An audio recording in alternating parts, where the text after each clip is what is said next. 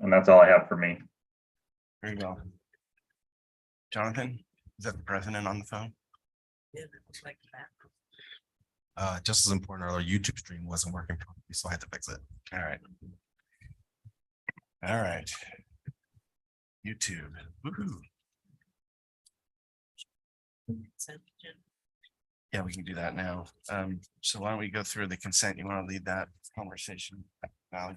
So we reviewed items C1, C2, C3, and C4 all received approval.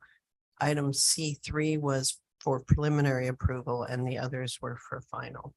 All right, well, should we do these one at a time or Okay, item C1, do we have final approval. do we have a maker of a motion? I'll make that motion. Final. Okay, all those in favor? Aye. Aye. Item C2, final approval. Okay, we have a maker of the motion and a second. All those in favor? Aye. Item C3, preliminary approval because of a modification. Okay, we have a second. And we support the money. Yeah. And we have a second. Second. Okay, all those in favor? Aye. Item C4, final approval as submitted. We have a second. All right. All right, we have a maker and a second. All those in favor? Aye. Motion's carry. Okay, thank you. All right, let's move on to our standard agenda. Believe item number 1. Where am I? Is this go to new residence? Is this the new residence and guest house? Yeah. Yeah, is it called the go-to? Go-to? I've got something in my inbox here. How come the climbing gym is at item 1 in here? I'm looking at I'm looking at, you know, ay. That's why this wasn't working. No. Okay, I got it. Darn it. That explains it. Went to the wrong email. Give me a second here, sorry. Technology. God, I'm learning.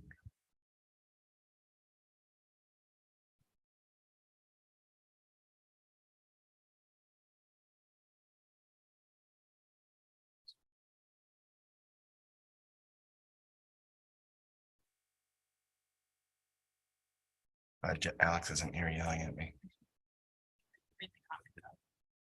I just want to get where everybody else is. Here we go. Okay. Now I'm on the right planet.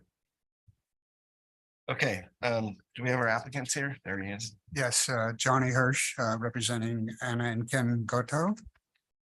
Okay, we have comments from the last time we were here. Yes.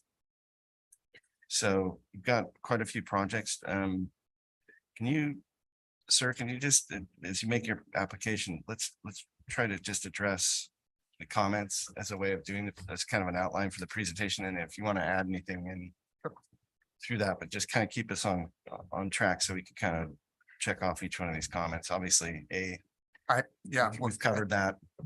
we've covered that. Oh, okay, we can't we say can that out loud again. A and B, yeah, nice project.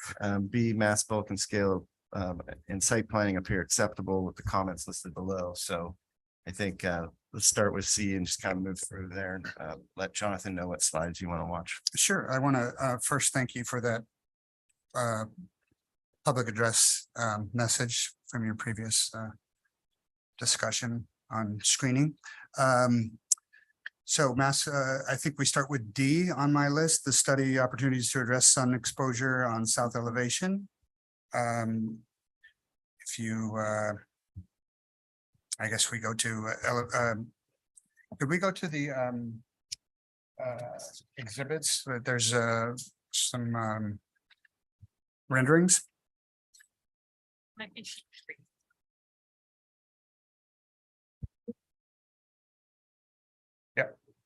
So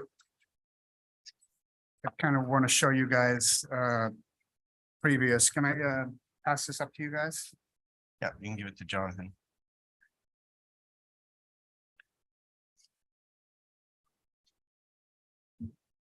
So the second sheet there shows the previous presentations and what we're responding to.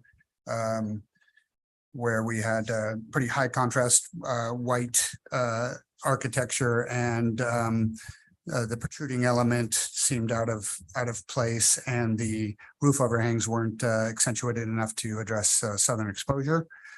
So we've addressed all that, kind of coming up with a more subtle and natural material palettes of a darker wood, California, the Santa Barbara sandstone,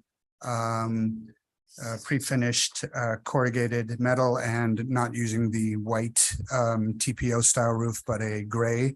I actually have a sample board here, and there's a sample board in the presentation as well. So that's opportunities to address sun exposure, that covers that, and also well, let's just go to E, need reassurance of white roof. So we've abandoned the white roof. It's still a cool roof material, but it's a different color. It's the gray. F, area on south elevation lacking overheads. We've covered that with the enhanced overhangs and pushing the envelope of the building further back underneath that overhang. The undulating roof,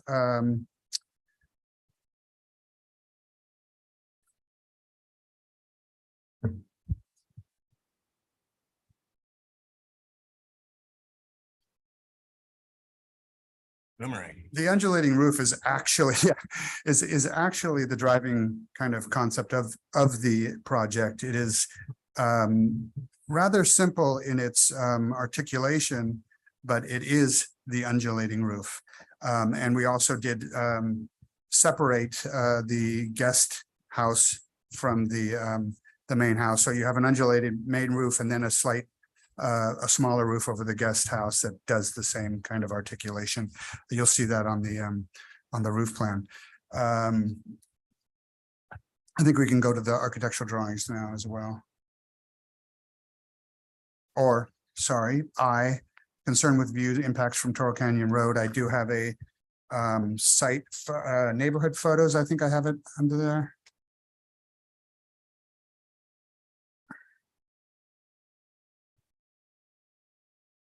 No, not.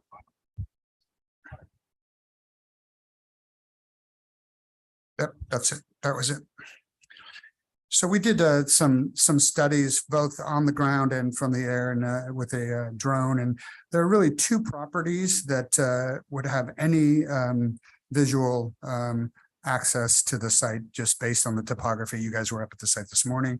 The building area is tucked onto the site, and those two houses that I'm showing with the green arrows are way up high on the ridges.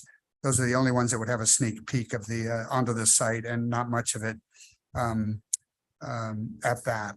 And with the new gray roof, I don't think we're going to have that reflectivity issue. And there's from our site studies with the drone, there really isn't much view onto the house from the adjacent properties. If you go to the next sheet, that's kind of looking back up at those houses, and you can barely make out those houses as they are. So that I'm standing at the house site, looking up at those two properties. Next sheet. And that is from the site looking out towards the southeast, and there are no houses visible from that vantage point as well, onto the site or off of the site.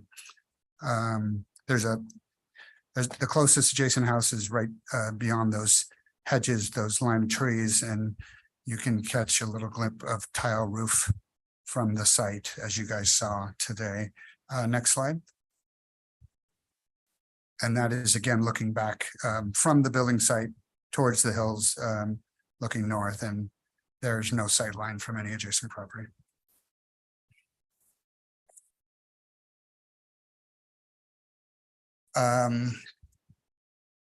I'd like to just quickly go through the architectural drawings, but they don't address any of the comments, but just to orient you, and then I'll hand you over to my my friend Graham for the landscape. So that is the site survey showing the entirety of the site, which is a 10-acre lot with the building and development envelopes already predetermined by previous lot line adjustment. And we are following to the letter the conditions of that approval for our proposal. Next slide. So that's showing the site plan with our undulating roof and our separation of guest house and main house and how the site sits on the lot. As we discussed on site, the approach, the driveway is an existing one on the lower right off of Toro Canyon, but we've moved the vehicular access down the slope, keeping away from the more sensitive environmental areas that have been described for us from our biologists, and tucking the parking into the hillside. Our cut and fill grading is balanced out at about 2,300. Again, trying to be sensitive to the topography of the site, cutting into, retaining where needed, not filling and building up, nestling it around the promontory of the topography, as you can see, boomeranging around that corner. Next slide, please. Lower level shows the garage and a workshop cut into the hillside and nestling the vehicles down below with an access steps from the main area down to the pool deck. Next. And the main level with all the living and functional aspects of the house. Next. Roof plane showing that undulation. Next, please. Elevations, I don't know why they're rendering in blue here, but we have a simple palette of the pre-finished matte black corrugation, the stone, and the darker wood that is slightly burnt using the Japanese method of sugar barn. And then the gray element of the roof. And there is also charcoal colored stucco on the end pieces of the project, as if they were sliced and finished with an integral color smooth trowel. Next slide. So those are showing the major southern elevations. Next slide. That's it. And I can hand you over to Graham from Bosque. Before you do that, let's just ask a few questions before, just to Of course. kind of expedite this a little bit. Can you take us to your site sections that there was a request for some site sections. Yes, and those are in the landscape drawings, They are. kind of rendered in the landscape drawings. Yes. Yeah, there. I want to stick with the architectural discussion for. Yeah, sure. those. There's two comments about, one was, and Graham, you can address this if this is in your court, but the undulation and the grading, maybe we'll let the landscape architect talk about that, but wanted to see the site section with regard to, and if you could speak to the design guidelines that govern, this is a hillside site, yes? Mhm. So we're I believe we're in a hillside condition here, correct? Yes. So like to kind of have some discussion on hillside design guidelines with regard to the available height envelope that's provided, and kind of see how you've managed that. It's not a traditional house, so you don't have to be creative how you cut sections through this to explain that, but that's kind of what I'm looking for in this. Sure. Keep going on this set. So just for starters, what is the height restriction as you understand it? My understanding was 24 feet from natural grade. Can you zoom in on that, Jonathan? I don't see how that can be correct. In Hillside Ridgeline rural, which this would be, it's 16 feet from natural grade, and you create a with measurements following the slope of the hill So, and show the building envelope within that. So you see the, hold on for a second. Let's just get some clarification on that from the planning staff. So, Joe, are you with us? Yes, I'm here. And do we have the planner on board today or no? Let's see. Veronica, are you on? Is Veronica here today? I don't see Veronica on, but I supervise Veronica and I'm happy to jump in and help. If she's not available, can you kind of advise, just kind of give us an outline of what the criteria is so that we can kind of baseline our conversation here? Sure. So just to kind of bring me up to speed, is this what is the subject issue that we're talking about? Is this hillside ridgeline or for height? Yeah, and whether it's in the rural ridgeline area, which I would think it is. I would assume based on this partial, but I can, while you guys review that, I can pull up the mapping layers really quick and get to the bottom of that. Yeah, let me Well, ask the applicant real quick. You guys have already researched this, are we Ridgeline rural? I wasn't aware of that, and we have gone through our LUP process and have reviewed the heights and limitations with our planner. So Joe, do you need the project address or the APN to look at? I've got it here on the agenda. Do you have a memo from your planner? Is this Alex, is this Joe online or? Yeah. Yeah, this is Joe. Hi, Joe. Veronica, I believe, either spoke to you or to Alex about, I mean, they've been overseeing this. I thought we were through review. I'm sorry. One second. So this is agendized for further conceptual and preliminary approval, correct? Yes. Yeah. So with that being agendized for preliminary approval, that means that Veronica has reviewed this, and in terms of the height, the structure does meet the criteria for hillside ridgeline.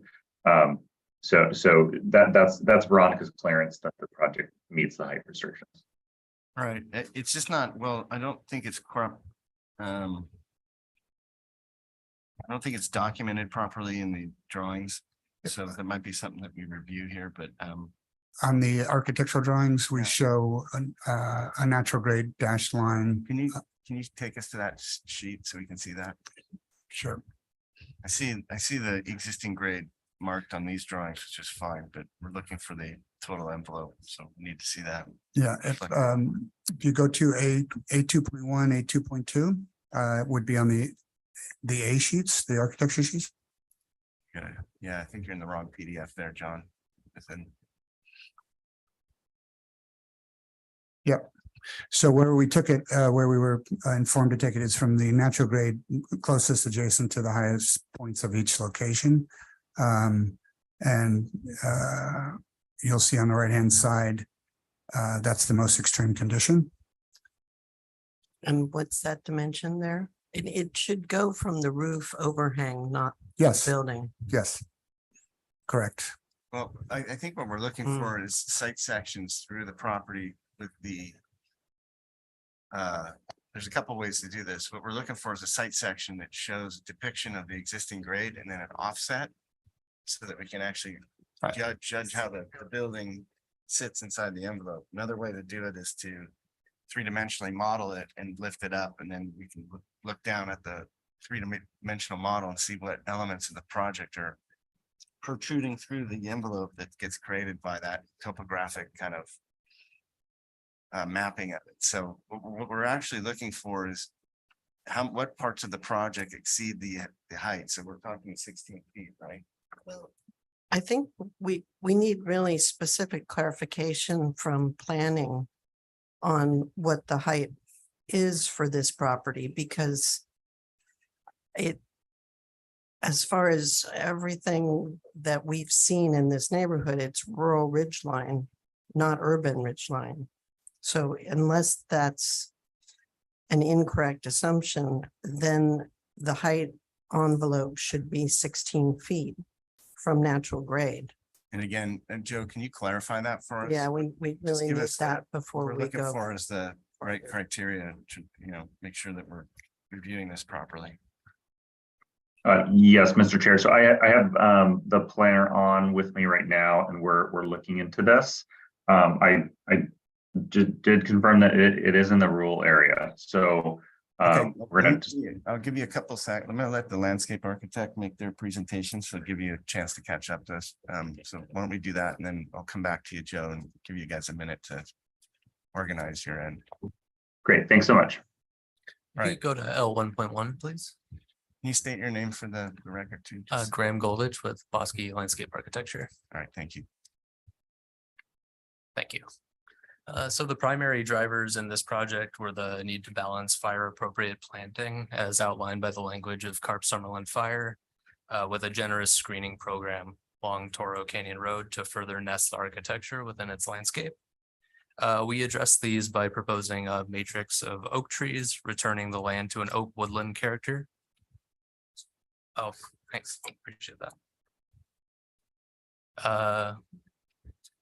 Returning to an oak woodland character with a ground cover understory of fire appropriate native plants. This is an approach that we've taken on a recent project on Toro Canyon Road that received favorable comments from the board and that we believe does well to preserve the ecological heritage of the site. This approach is obvious as you turn your attention to the vehicular procession. There we go. Where you see we've carved a permeable gravel drive that is framed in this matrix of oaks leading you to the required fire hammerhead. This gentle descent into the space allows the structure to become further nested in its surroundings and creates further opportunity for screening.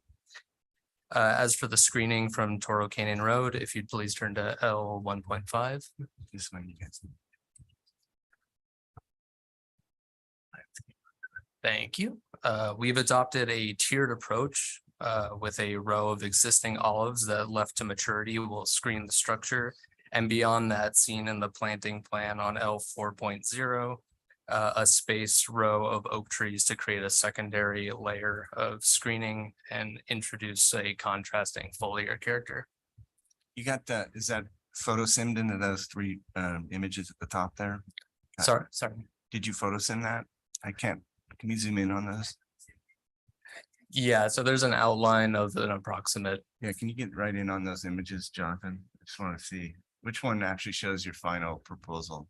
The one on the right. Yeah, can you go there, Jonathan? Yeah, just showing the oak trees at maturity. Uh-huh. And then beyond that is actually going to be a secondary layer of oak. So would you say the intent is to have the house completely disappear from the roadside? Yeah, absolutely. And then that they're still able to enjoy their views? Yeah, so exactly. To the left of the image that you're looking at is the primary view. So basically, the main element of construction or constructed material is going to be the front gate. Correct. Yeah, at least from the street, right? Yeah, it'll be foliar dominant all along Toro Canyon in its Okay. entirety. Very good. Could I ask a quick question? Are those olive trees that you're showing, if you scroll to the right there, are those on your property or is that on the neighboring property? They are on the property and then the client also owns the adjoining property. Okay. And then you got, but is there a fence shown behind the olive trees that you're showing here? I don't believe so. Okay, so I'm misreading that. It looked like they're planted in front of the fence, but the intent is that they're kind of behind it. The olives are in front and then there's a secondary layer of oak trees behind that as well. So what you're seeing here are the olive trees that are in front of the fence. Correct. Yeah, so if you can turn to L 4.0, please.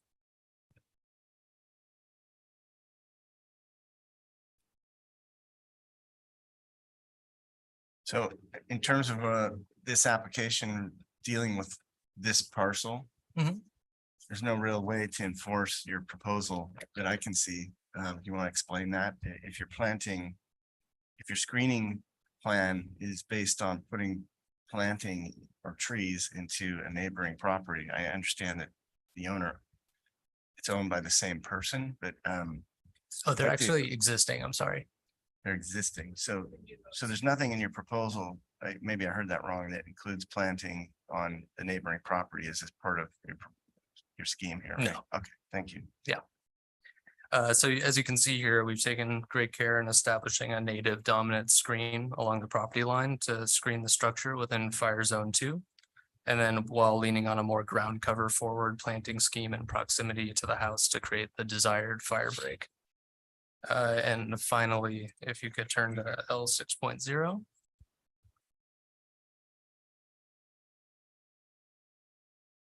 You can see we've adopted a modest approach to lighting, utilized hooded, dark sky compliant fixtures and focusing the lighting on pathways and drives to ensure a safe pedestrian and vehicular approach to the building in the evening. I welcome any questions and thank you. Were there any photo sims provided? This is for both of you. One of the questions was, or one of the comments was to provide photo sim studies showing views into the site from different vantage points. So I saw a chart showing the two neighboring projects across the canyon that you indicated, but I didn't see a photo sim. Do we have those? Yeah, photo sim. That's like a photograph taken from their property simulating what they're seeing. I think that's what the board asked you for. From the upslope, from the ridges. Well, the general idea there is to take it, usually the standard there is to take a photograph from the public view. Right, And and then- also from Toro Canyon Road itself. That, yes, the original conceptual presentation had those. I don't have it in this preliminary scan. So I want to make note of that, Joe, because that comment's gonna have to get brought back for the next time. So make sure that you cover that base, because I think I'm not sure we have any controversy there at the moment, but I just want to make sure that base is covered and we see that documentation. It's not present today. If you could just clarify, would you like photographs from other properties onto the site? I mean, the standard is from public views. Okay. And what we're assessing is, the idea is to take a photograph and kind of simulate the appearance of the building from the public right away or the public view. So from time to time, people will also include images from neighboring properties if they're trying to mitigate an issue with a neighbor who's concerned about the visual appearance of the building, but I don't know if that's an issue in this case. And once again, is everybody here satisfied around the discussion on the undulation of the grading? Was that properly presented, or do we need more information on how that was handled?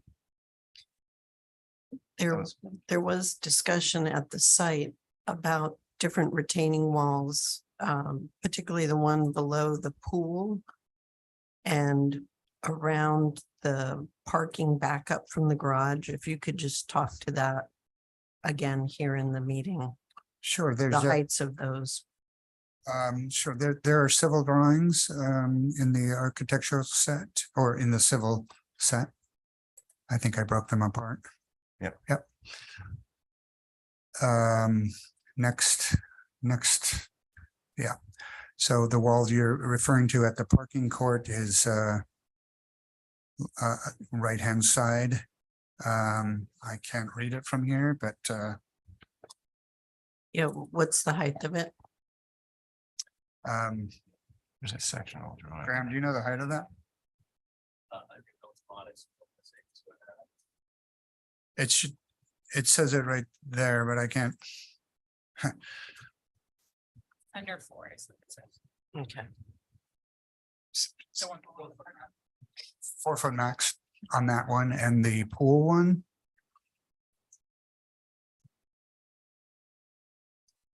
Right here. You could zoom in. Sorry, I don't have that at the tip of my 5 foot max there. And that will be then graded and ground cover. Graham, can you, or I'm sorry, Jonathan, can you go to slide 4? quickly look at the site sections, make sure those get presented here. So there's a further explanation of the different sections, and those are, I see those keyed to the floor plans. So those kind of indicate the areas we were just discussing, right? Okay, yeah, we have a question about fire. We heard from the landscape architect before you do that on, you made a good presentation on meeting the fire district standards. With regard to access, I saw on your site plan a hammerhead, just a brief presentation, if you will, about how you've mitigated the concerns of the fire department in terms of access. They have, Carp Summerlin has reviewed this and given it preliminary approval with that hammerhead and access and distance to adjacent fire hydrants. Okay, and I'm satisfied. I see it. I see that it's been referenced on the plans as well, so.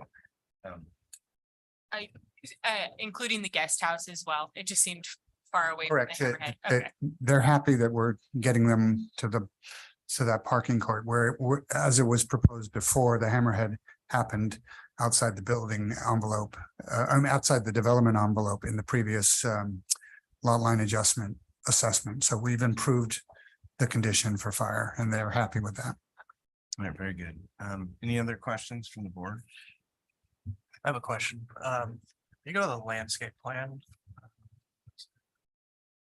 L 1.1. I'm just curious if you have an existing hedge that's identified there on the, is that south side of the sheet? Is that all of the existing olive trees that are along the property line? Is that? Are all the existing olive trees identified on this plan? Yes, they are. So can you speak to where they're indicated? So you can see the massing right here. Is that- the hedge symbol that you're, Oh, sorry, right here.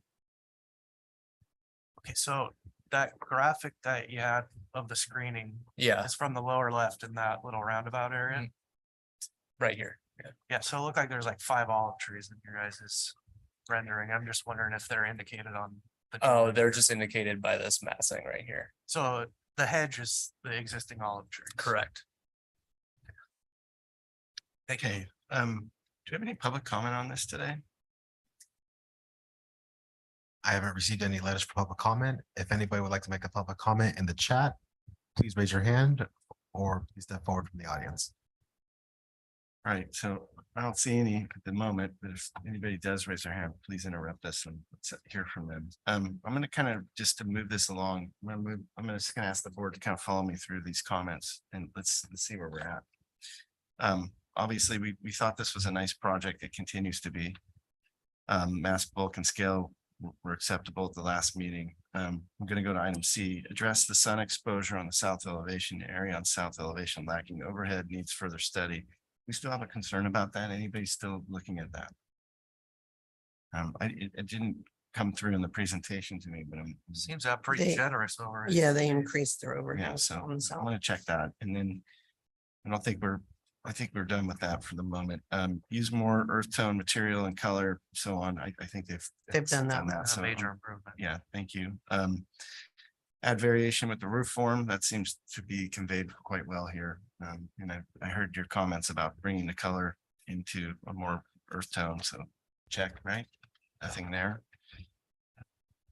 I think F and G, we talked about, I think if you bring back some photo sims and just demonstrate what this looks like from the public view, if you're demonstrating that you can't see it, that's part of what you might want to demonstrate. So Could I make a comment that I think maybe we can move forward as part of that? Is that any existing olive trees that are part of the screening package for this property, the trunk locations of them should be identified on the plan, because I think right now it's kind of just loosely identified as a hedge. And so it like, seems to be an important part of what the screening proposal is. So maybe some more information about what the existing olives are and so and- So for Joe, the comment H, landscape screening will, let's amend that to, I think, reflect what Robert's saying. The landscape screening is important. It still carries, but I think what's being added we're asking the applicant to be more explicit about showing trees that are planted for the purpose of screening.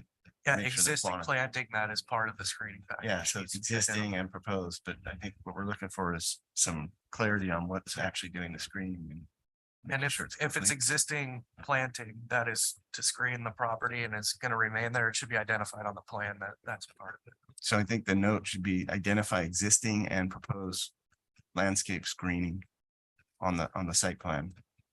And call out species, quantity and size. Right? Correct. Just trying to make that into something Joe can type out. Study opportunities for additional undulation in the grading. Are we satisfied with that, board? Any further discussion on that? Or we need to see anything else? No, but I think we need to back up a little bit Well, come and, back. I'm just going through the list. I want to just. Okay. So- okay, but I I'm think just- we have a big question Yeah, mark. yeah. So, but in terms of grading, do we want to have, open up more discussion on that? Anybody? Or do we like the undulation that's been provided? No, it's nice Okay. within the context. Yeah, site sections and coordinate civil architectural landscape sheets. That's what I'm going to come back to. We talked about the fire access. I think we're satisfied there. We've got the story poles. So I think it sounds like, to Valerie's point, I think that the one thing we're concerned about is coming back around to understanding height restriction and how the house fits into its Yeah. regulated envelope here. So why don't we bring it back to our planning staff? Can you guys school us a bit on how we should review this and give us a bit of a clarity on the rural question? Yes, Mr. Chair. So we were able to look into this in the background. And so we can confirm the project site is located in the rural area, and it looks like it is subject to the hillside ridgeline requirements. So there is a limitation on height, which would be to 16 feet. There are opportunities to go above that with an increase in the pitch.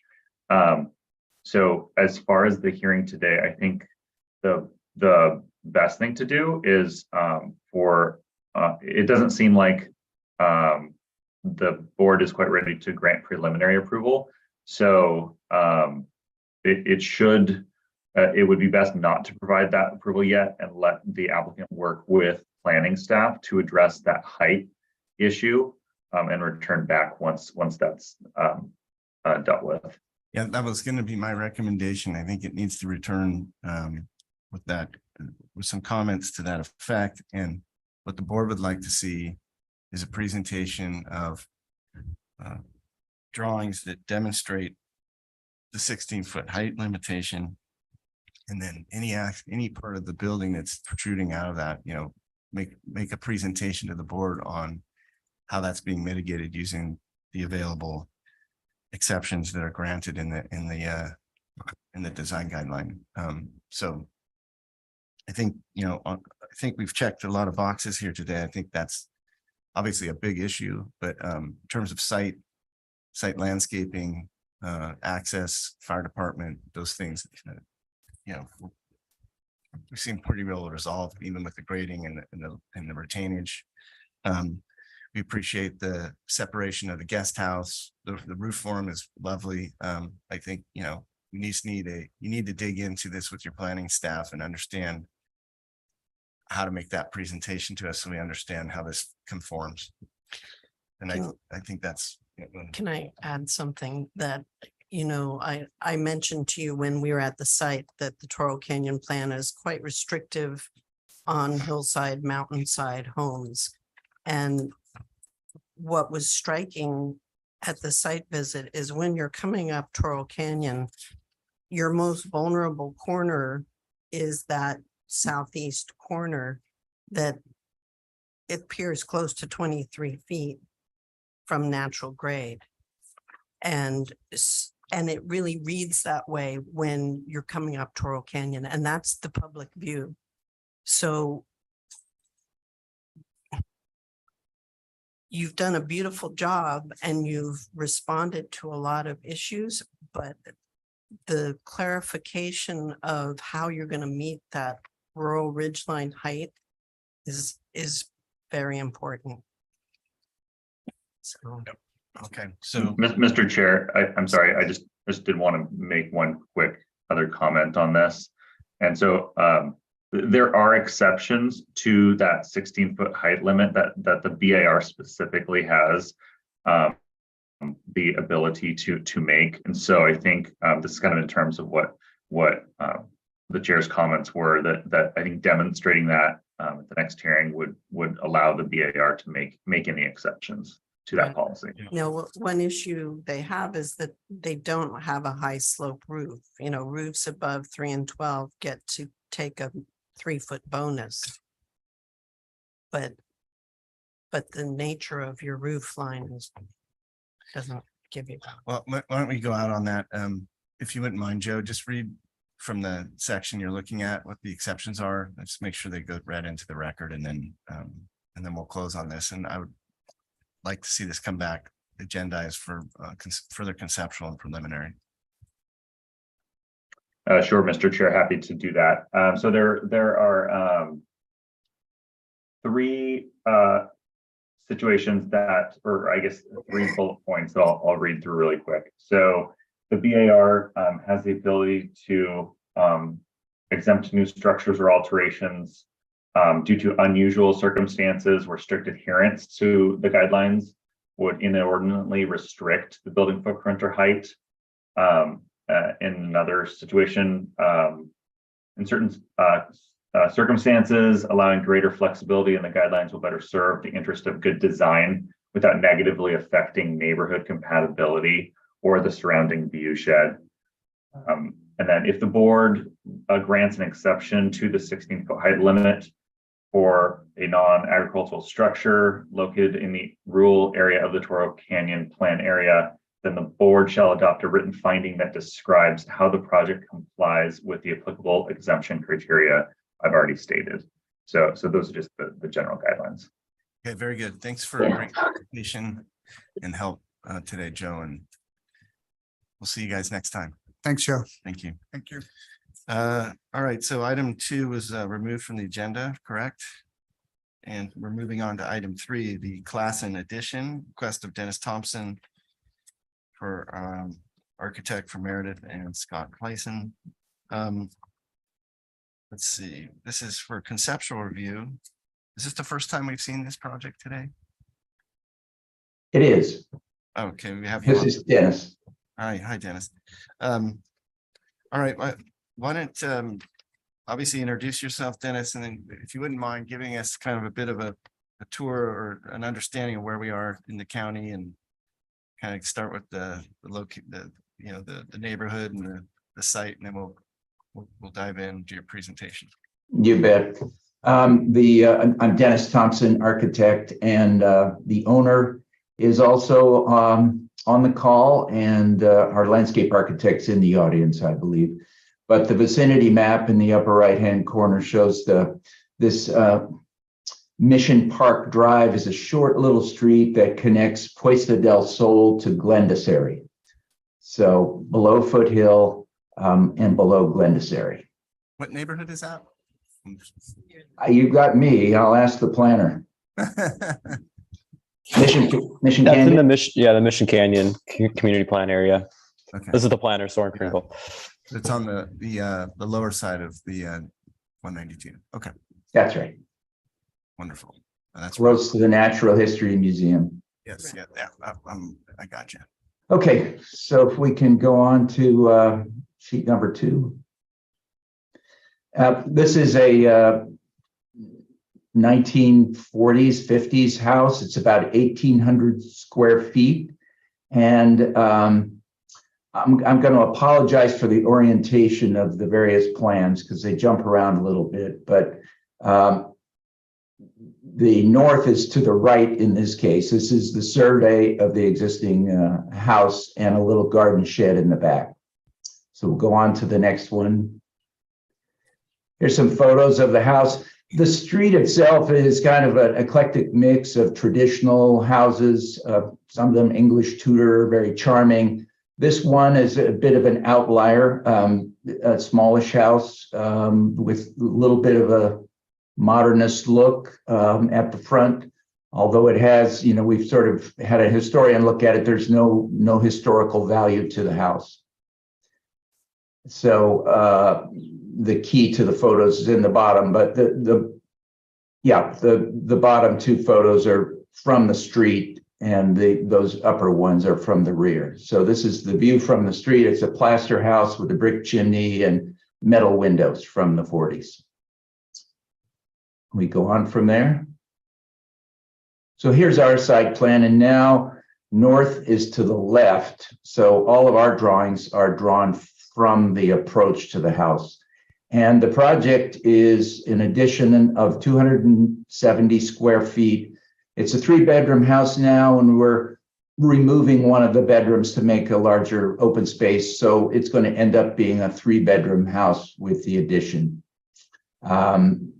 There's going to be a pool in the rear. Let's move on to the next sheet.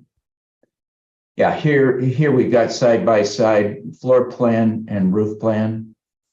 So you can see the bedrooms are in yellow here, the bathrooms in blue. So the addition is that upper left 1-story wing.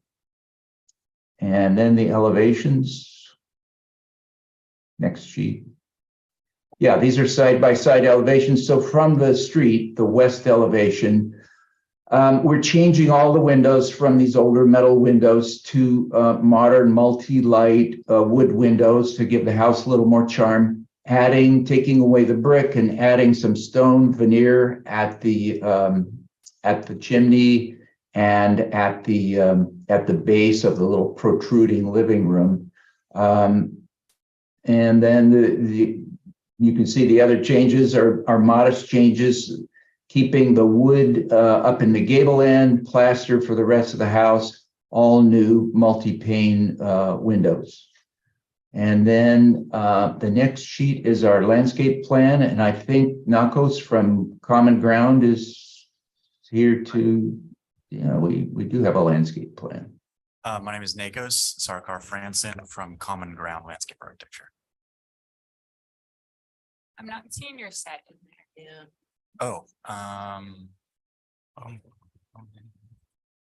They should have been a part of the. How should we go about?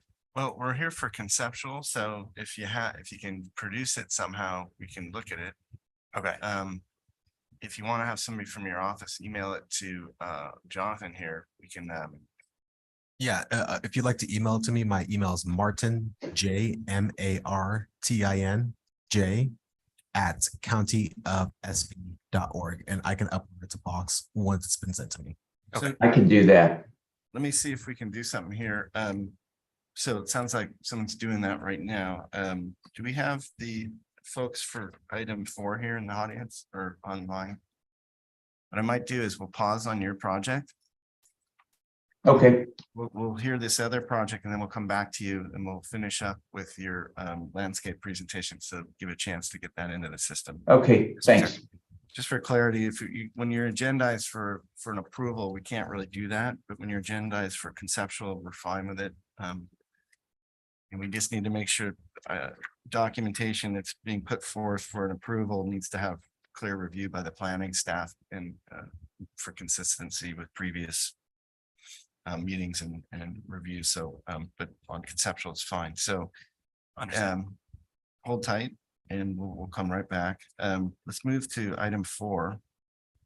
So we're gonna close on item 3 momentarily and open up item 4. Do we have Jeff Johnson available for the Johnson deck?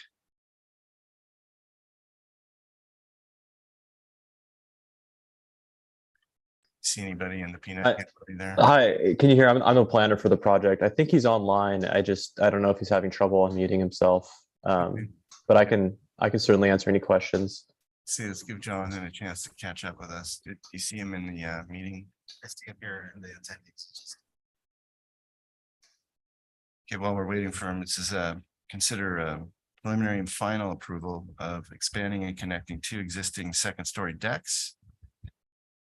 We've previously, when this was presented to us, the drawings were incomplete. 3D renderings and elevations need to clearly and accurately depict footings and cross braces and fenestration on the 1st story. including windows and doors, consider knee braces instead of cross braces. Consult with the fire department to ensure project meets high fire hazard requirements. So let's have a look at the documents, and if the applicant, Mr. Johnson, jumps in, great. Planning staff standing by to help him do that if necessary. But the first question I would ask the board is just, do we feel like we've got more complete documents? We shouldn't really need any help trying to assess that. So everybody see what they need here.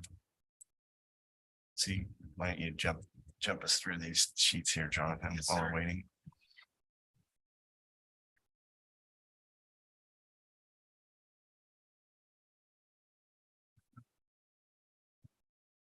Got a 3D drawing as requested. Windows and stairs. If the windows in the downstairs have been provided,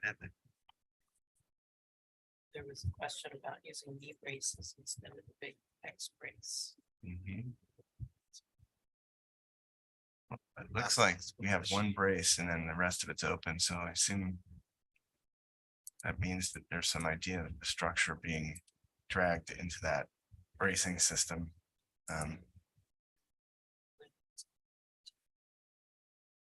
We have it, yeah, and we have a whole structural set here, so this looks like we have old plans with structural plans. So kind of have the old plans with structural plans and then some new plans that should be complete with the structural plans, right? I think it should be like we got kind of a conundrum here because the way this is packaged isn't what I would expect for a final. Okay. So has everybody got a good sense of what we're looking at here in terms of documentation? All right. Yep. So I think what needs to happen next is this needs to be packaged up for a final approval if that doesn't appear to be.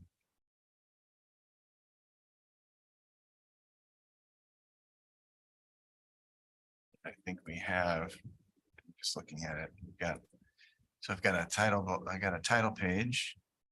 And then I've got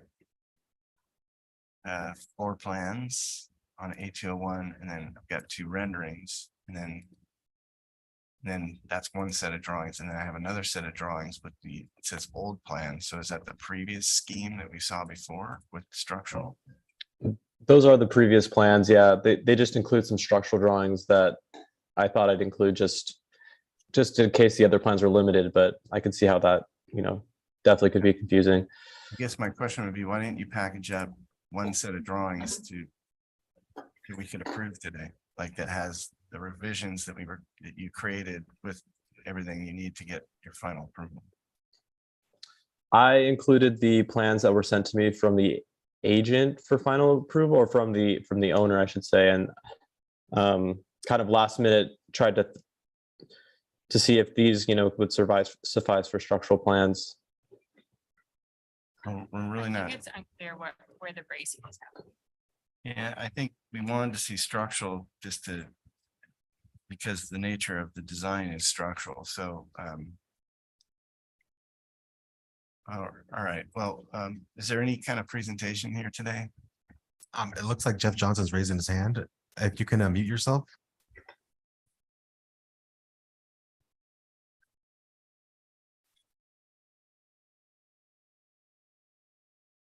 Yeah, it looks like he might be having some issues unmuting himself.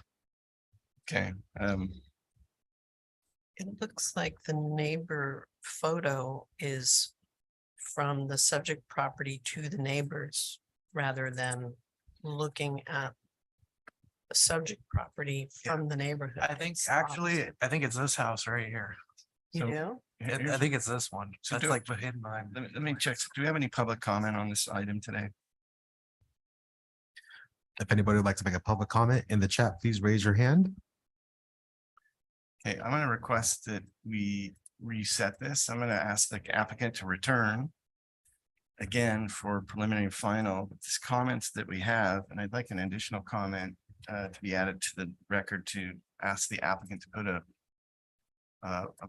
an approval, like a single set of drawings to indicate what it is they're actually submitting. Because I've got in the deck here an incomplete submittal that shows, I think, what is an attempt at responding to our previous comments. And then I have another set of drawings called old plans, which I don't think are what we want to be approving. So I guess the comment, Joe, would be to return with a complete application or a complete drawing set showing the any revisions to the previous drawings, including details and, if necessary, structural drawings to back them up. But for preliminary and final approval, we need to have a clarity on materials, finishes. So if the wood deck is stained, species of wood and what color stain or paint is going to be used on it, and detailing on the railing system, and some detailing on the construction of the fascias and the deck material, and the columns should be clearly noted in the plans. And then there should be an indication in the plans that demonstrate how this structure actually conforms to the high fire requirements of the zone. Anything else? If there's any new lighting proposed, that should be included as well. But I think the applicant's a bit struggling to understand how to put a proper package of drawings together to get an approval. I don't think that there's any real controversy here, other than the comment about considering knee braces instead of cross braces. But Well, it's true. This, we need to know if this is a photo of the house. If it is, it doesn't match the drawings. It's on the left. So one behind the trees. okay, so I'm going to add another comment, Joe. The applicant to return with photos of the existing residents so we can verify the disposition of the existing residents against the drawings as presented. Anything else? Well, it looks like he's trying to tie into an existing deck, so it seems like the material choices should match. Yeah, that needs to be presented. I don't think there's anything else to discuss on this matter today. So we're going to close on this and ask them to return.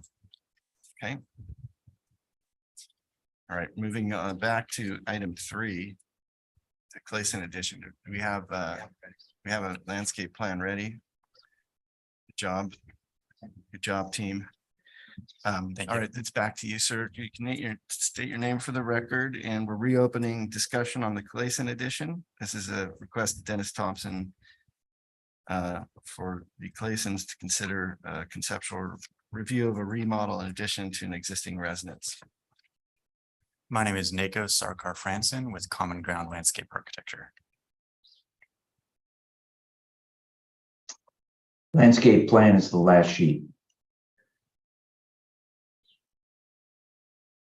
John? And now orientation is north up.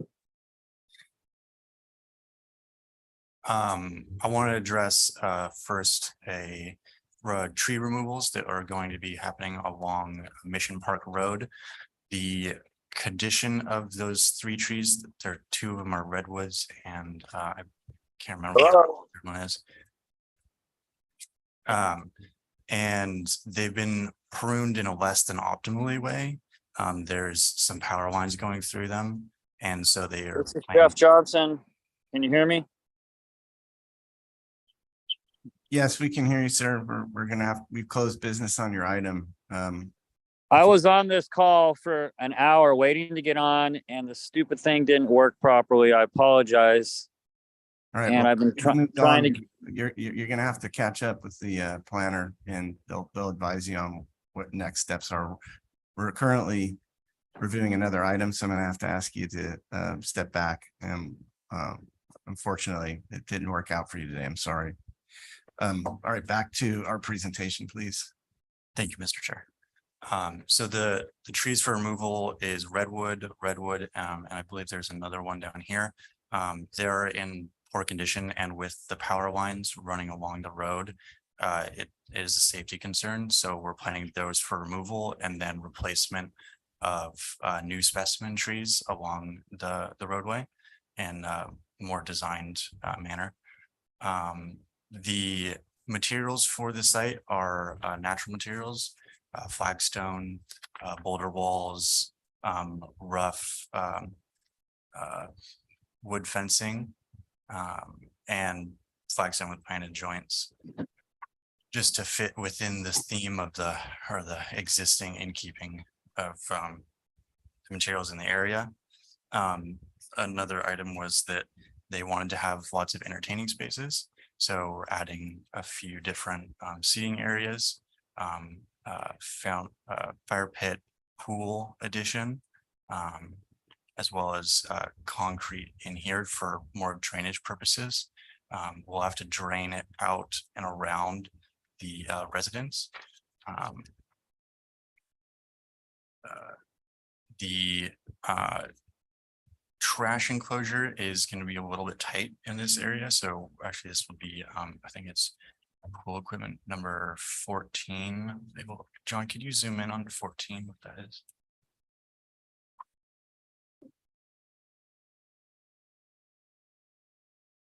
And then the labels down on the left, right? Yeah. Yeah, so that's the pool equipment enclosure. They also own the neighboring residence. So this is an entry court that will serve both parcels, where it's a entertaining space on one side with a fountain, and then a driveway and new gate for this adjoining parcel, and then connecting both sites a little more seamlessly while having two separate entrances. And open for questions. All right, any questions? Yeah, go ahead. What are your new specimen trees out of the road? I think they should, some of them be labeled, a few of them. One is an arbutus here. I think, John, could you zoom into some of the labeling? The ones that are replacing the redwoods? What are those? Let's see. Number 8, I believe, is the oak. So it's, these two are, those actually aren't replacing the redwood. And then could you go up a little bit on the plan sheet so we can see the labeling for 7 and up a little bit more for getting this last one, 7, 5, 7 and 6. And we could go back down to the label. Linothamnus and a canopy tree, which is yet to be determined. Thank you. Okay. Any other questions for the applicants, architectural or landscape or otherwise? I have a question. All right, John, go ahead. You know, in the north, if you scroll up a little, you know, is that concrete walkway between the property line and the house? Correct. Does that butt right up to the house? It does, yes. Well, I think you should, Well, let's wait for comments. That's a question. Okay, so any other questions? Yeah, one question. The material shown around the pool, is that the same as what's there like on the side of the ADU? Is it, are those different materials? They're different materials. The flagstone that's around the pool will have grouted joints, and then the flagstone west of the ADU will have planted joints. Okay. All right, so do we have any public comment on this today? Any members of the public wish to speak on this item?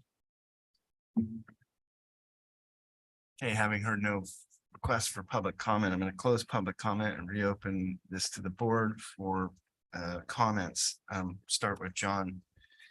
well, I think in general, it's nicely done and it's an improvement to the building. And I was going to say that in these older houses, this is a technical comment. that you shouldn't butt the concrete up to the wall, because these old houses don't have an FHA screen. And it tends to rot the sills, even if you leave a foot or so and just fill it with gravel, if you don't want to plant there, but I think it's wise to do that. Okay, any other comments about the addition in the architecture, John? Want to give it any opinion about appropriateness for the neighborhood, mass, bulk and scale? If we like it. Is it The addition appropriate? seemed pretty modest to me. Yeah, Wait your turn, sir. No, I like it. I think it's well done. Okay, good. You can put that in the record. yeah, It's Roger. yeah. Mass bulk and scale is very appropriate. It's a very nice updating and improvement to a kind of historical structure. Landscape plan looks very nice. I think it should be preliminary and final on consent.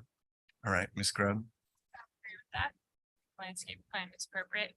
And last but not least, Robert. No, I agree with the positive comments. Maybe the question about the landscape, why use the concrete around the house instead of carrying the flagstone theme? So that's a question. Go ahead. I believe it's a drainage concern that it's easier to have the concrete and then put the atrium or in-grade drains for it. I support your project. I think it looks great. Okay, so I can't maintain a neutral position if I have to start making comments for you guys. All right, well, I think, yeah, if I have to add commentary, I'm no longer being a neutral chair. So it's be a tiebreaker, right? All right, so I agree with Valerie. Let's have this back. You said again. Preliminary, final. Yeah, I think we're comfortable with that. So you'll make sure that you please bring in the proper detailing. I trust you guys know what the final package needs to look like for a final approval. Appreciate the concise presentation today. Thank you. Thank you for the time and you the need to- understanding. Do we need to, it's conceptual, okay, never mind. Just before we move on to the next time, I wanted to I didn't state this for the record, but Ms. Grubb was recused from item 3, the Clayson edition. No, I'm sorry. Oh, okay. Oh, okay. I saw that you recused last time on the Johnson deck. Yeah, it's no longer. Okay, it's no longer an issue. All right, you'll be recusing yourself from item 9.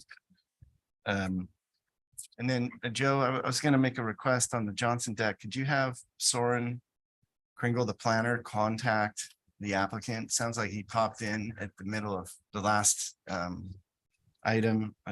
While he's still hopefully available, I think request that we get in communication with him and make sure he understands what just went down on his project here this afternoon. Yes, Mr. Chair, I'm happy to, I'll follow up with Soren. I think it looks like he's still online, so he probably heard that as well. I heard that, Mr. Chair. I'll be in contact with him. I've already sent him an email, so hopefully we'll be back with, with a solid plan set and should be good to go. Yeah, I'm not sure if there's any issue there that, well, if there's a need to have him come back into the discussion today, I can open up a quick opportunity for him to speak if necessary. I don't want to. Given the plans are lacking, I think it'd probably be best that we take your comments and return with a full set of plans that are ready for preliminary final approval. Okay, appreciate that. If you have any trouble compelling that conversation, you can, send him my way. Maybe I can help him understand. Thank you. Happy to do that. Just want to make sure we're providing excellent service here at the County of Santa Barbara. All right, what item are we on now? And I wonder if. When you break. Yeah. What time is it? 11:30. Yeah, so I think we could do item 5. Let's see, we'll see how this goes. But I think maybe that puts us at a lunch break and then come back for item 6. 11:30. Yeah. Sound about right? So see how this goes. If this goes quickly, we can maybe squeeze in 6, but Correct. definitely item 7 and 8 and 9. We'll be seeing you after lunch. So let's get on with it. Item 5, this is Chick-fil-A at Kai Real. Request of Ed Hale, agent for Turnpike Lodges Limited Partnership, DBA Ramada Santa Barbara, to consider further conceptual review of a new restaurant. So I just want to, for the record, say I was contacted by one of the members of the applicant team, wanted more clarification on comments made about tile that was requested by me in the last comment section. So there was just a bit of a back and forth there, clarifying and advising on ideas. I don't think there's anything that poses a conflict of interest there. Anything else? Everybody ready to go? All right, if we have our applicants here, go ahead and make a presentation. I'm gonna say we have some public commenters in the audience today, correct? Yep, I see one hand up. Do we have anybody online today? I know there's interest there, so we'll make sure you get your voice heard today. There's quite a few comments here, so from the applicant standpoint, please first walk us through each comment. Show us what you've done or not done, explain yourself, and then if we need to make further presentation after that to clarify anything, we'll give you time for that as well. But just in the interest of expediency, let's try and use the SBAR comments as our outline today, if that's acceptable to you, please. Sure. Our presentation does go and outline that. Should we run through that? We'll try and keep it here short. Do this. You don't mind. So sorry. So hello, Chair, members of the board. My name is Carlos Arias here on behalf of Chick-fil-A. Thank you again for having us here with us today. We also have our architect, Russell with CRHO, as well as Nicole with Hurrian. We did in fact study the comments provided to us from the board last month. We made revisions to the project accordingly.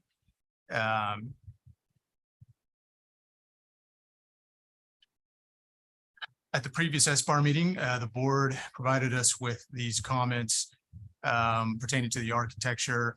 Yeah, we certainly heard you loud and clear on toning down the bright white color. You expressed concerns also about the previous tile selection and suggested we vary the height elements, thicken the fascia and incorporate maybe reglets in the exterior plaster to break up the wall, the rear wall, excuse me. Here you can, the next slide, please. Here you can see the previous iteration for a quick reference. That was on the last meeting. And then on the next slide shows not accurately, but the color, yeah, it should be a little warmer on the actual colored elevations. Okay, we'll keep going. Sorry, we'll keep going. So here the tone has been in fact toned down significantly. Next, we did include just a side-by-side for your reference in case we need to go through that of the previous versus the current proposed. Next slide. Here we want to highlight that the mass has been divided to break up the roof lines. Thank you. Next slide. Here's a rendering from the previous iteration before we broke up that roof line. And then on the next slide, you can see that the structure here is essentially designed to look like 3 separate volumes. We also reduced the height of the parapet walls. I know that was a point of discussion last time, and we were able to do that, drop the walls by about 1 foot and still screen the rooftop equipment. Next slide. Thank you. Here is one more click there. Might pop. There you go. Thank you. Again, roof line changes on the south elevation. And then also the reglets to the exterior plaster to break up that wall that was brought up on one of the comments. Next slide. So on this rendering, this was the last time you see the tile that we had previously proposed.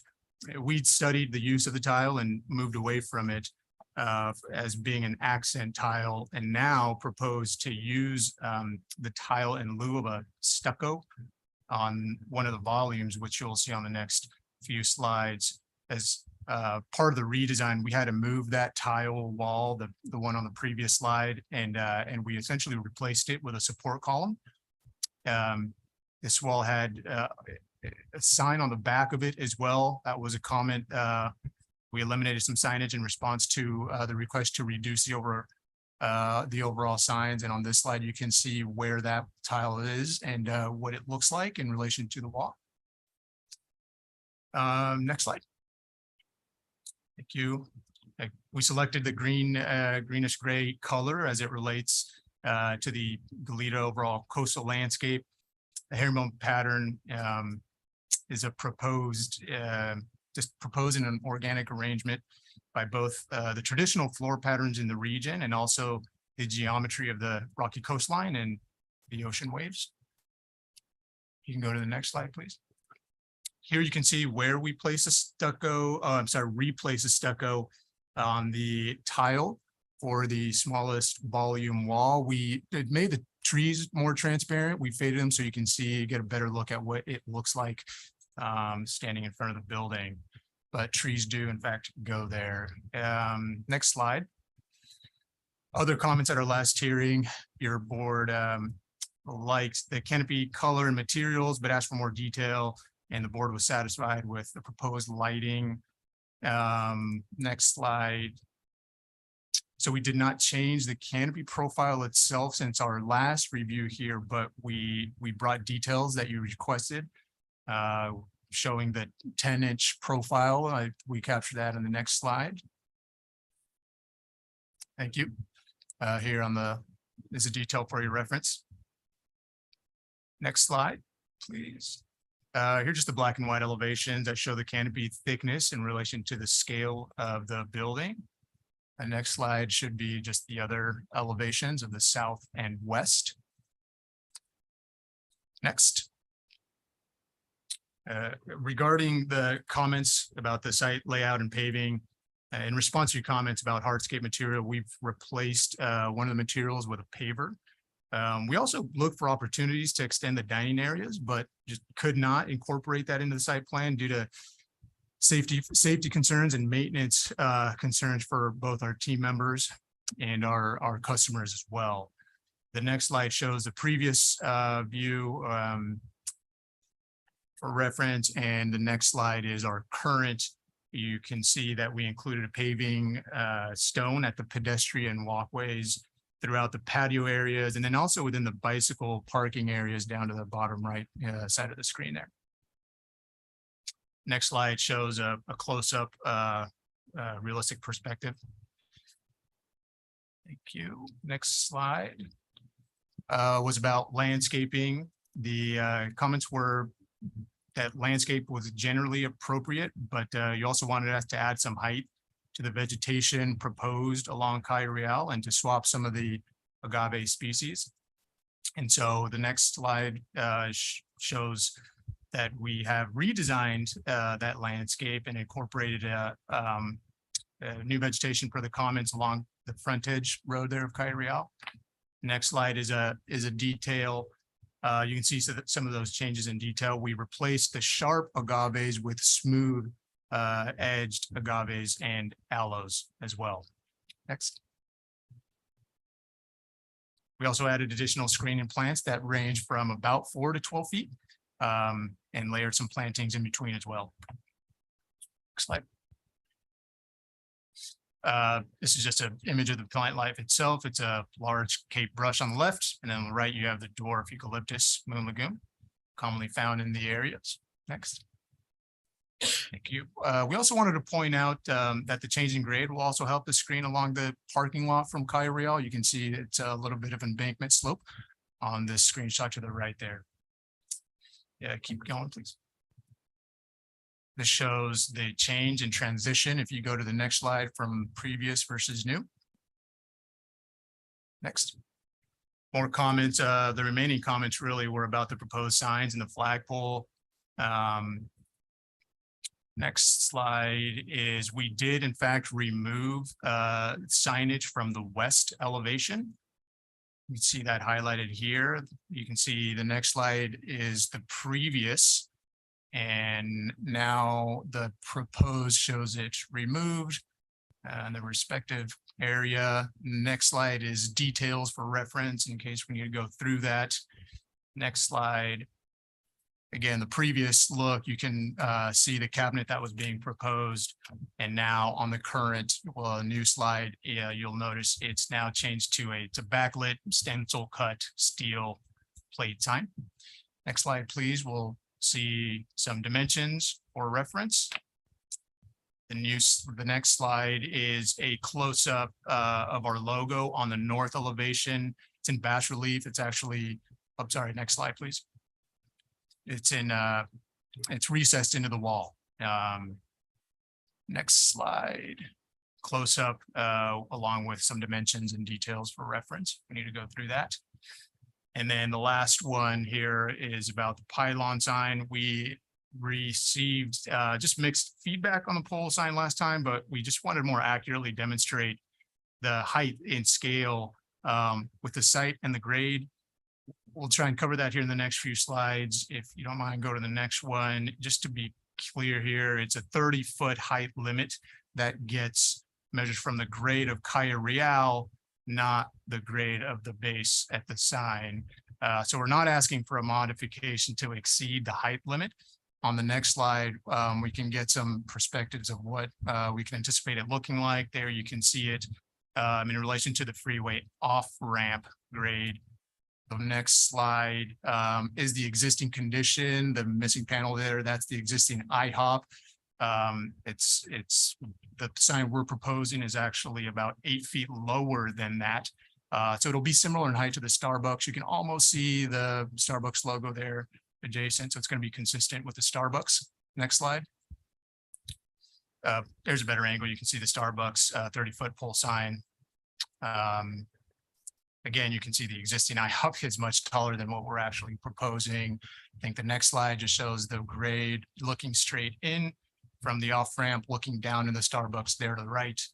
And then lastly, we have an in and out pole sign that you can see from the 101 on ramp from Turnpike. So the proposed scaling of our pole sign is seems to be consistent with some of the overall areas. So that concludes the presentation. Wanted to open it up for any questions. All right, we're gonna go to questions here for a second. I have a few, just quick ones.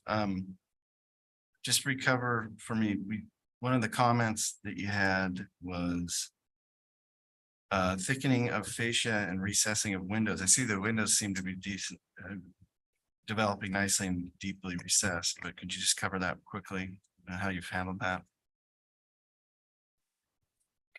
And also, while you're at it, did you guys consider the riglets and just answer that question too on item G? So I'm just looking at item I and item G right now. And item F too. These are just detailed questions. There was one to the thickness of the canopies, riglets, and then the thickness of the fascias, I believe. Just wanted to get a quick summary from you on what you guys have done there. Okay, so yes, we did add riglets to the back of the building facing the drive-through, which is the prominent facade that wasn't broken up.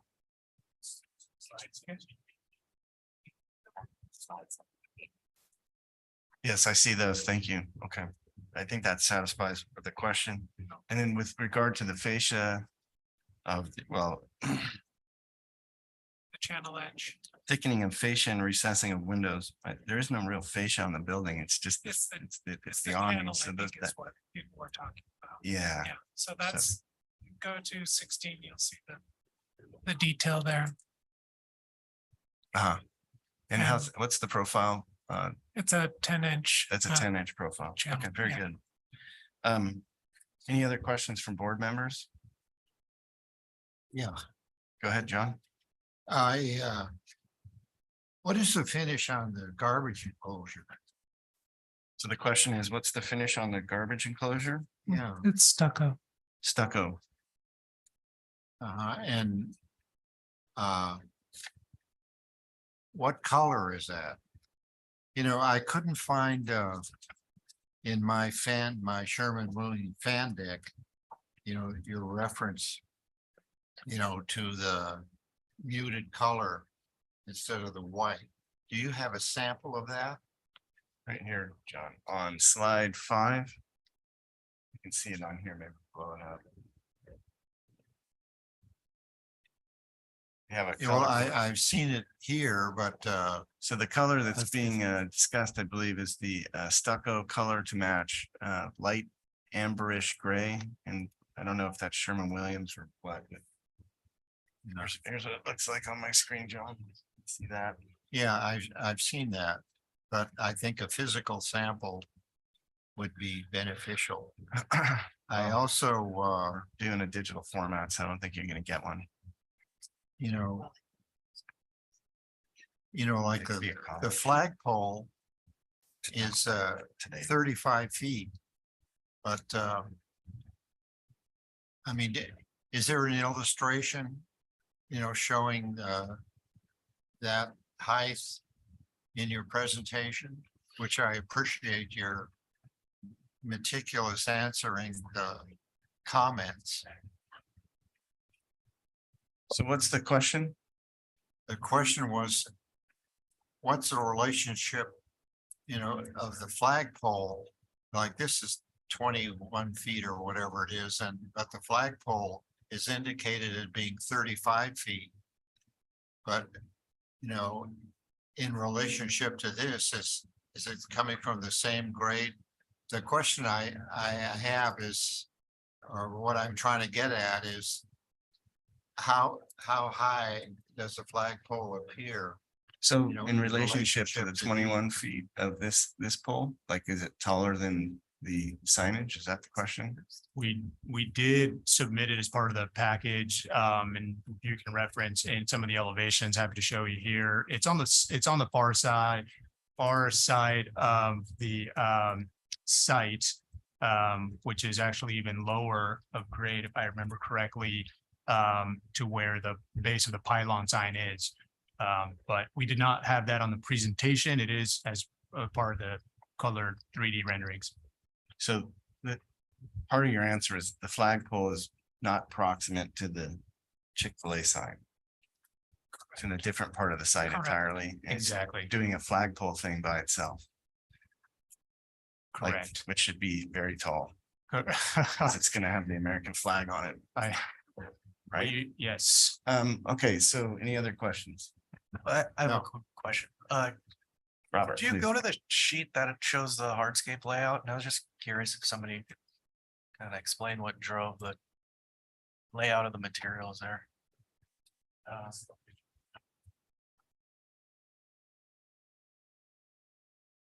So the question is, what was the driving element of the material selection? Yeah, just specifically around like where you got the number 3s and 4s there. I'm curious how you decided to break up where you're using the concrete and the tile there.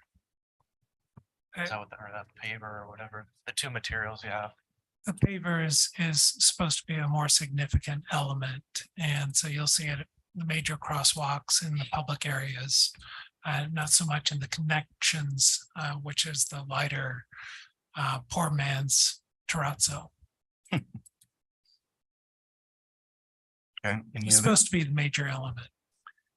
any other questions? Okay, there's no further questions. I'm gonna turn it over to public comment before the board makes comment. If we have significant public comment, I'll yield a few short, brief statements from the applicant if they want to respond to anything specifically, but other than that, we'll get into comments and move this forward. So before I read, or before we go any further, do you have a comment letter from, or you do have a letter in the public comment folder here from Mary O'Gorman? She is definitely not in support of your project. I'm not going to read it. We've all read it, but it's here for public viewing. Not in support of the process either. It occurs from this thing, but I'm concerned about incompatibility, the sign proposals, and not for the pole sign, not questioning why there needs to be a flagpole, and restrictions in the LUDC pertinent to the nighttime restrictions on sign illuminations are being discussed here as well. Anyway, some significant concerns there from Ms. O'Gorman. So I have a speaker slip here from somebody. Is this person present? Okay, Lisa Kenyon. Please come to the podium and we'll give you 3 minutes to speak.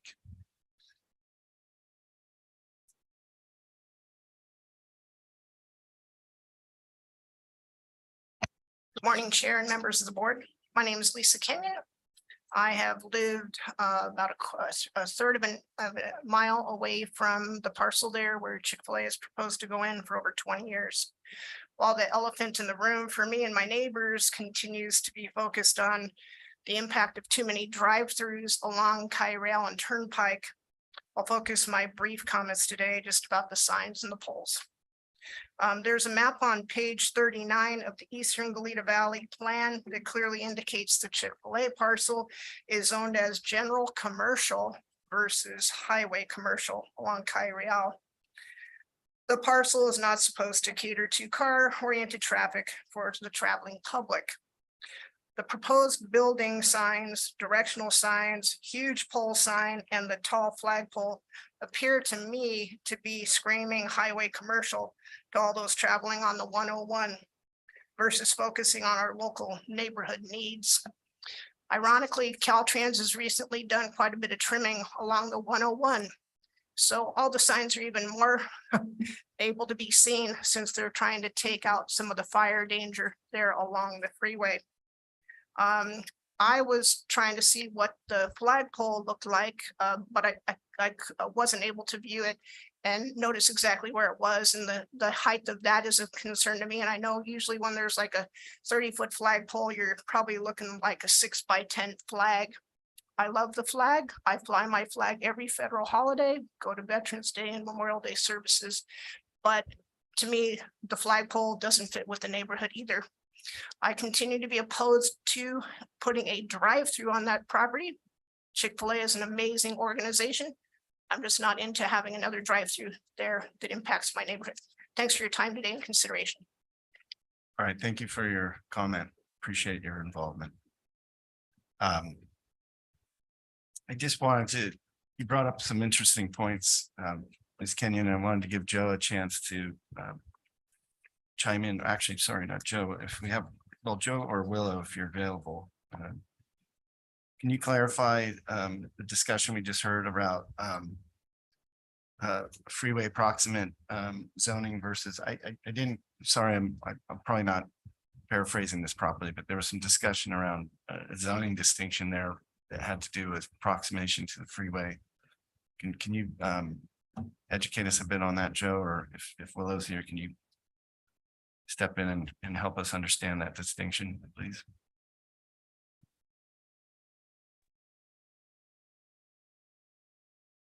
Joe, do you want to take this one? Yeah, sure. I'm happy to do that, Willow. So, Mr. Chair, from what I heard, it sounded like the question was, or the comment was related to the zoning of C2 versus highway commercial. And so I can confirm that the proposed project is located on a parcel that is zoned C2, which is limited commercial. So what is proposed as part of this project is something that is allowable within that zone district. And so highway commercial is not what the zoning is. And so I'm not sure what the commenter was wanting to discuss in terms of distance from the highway.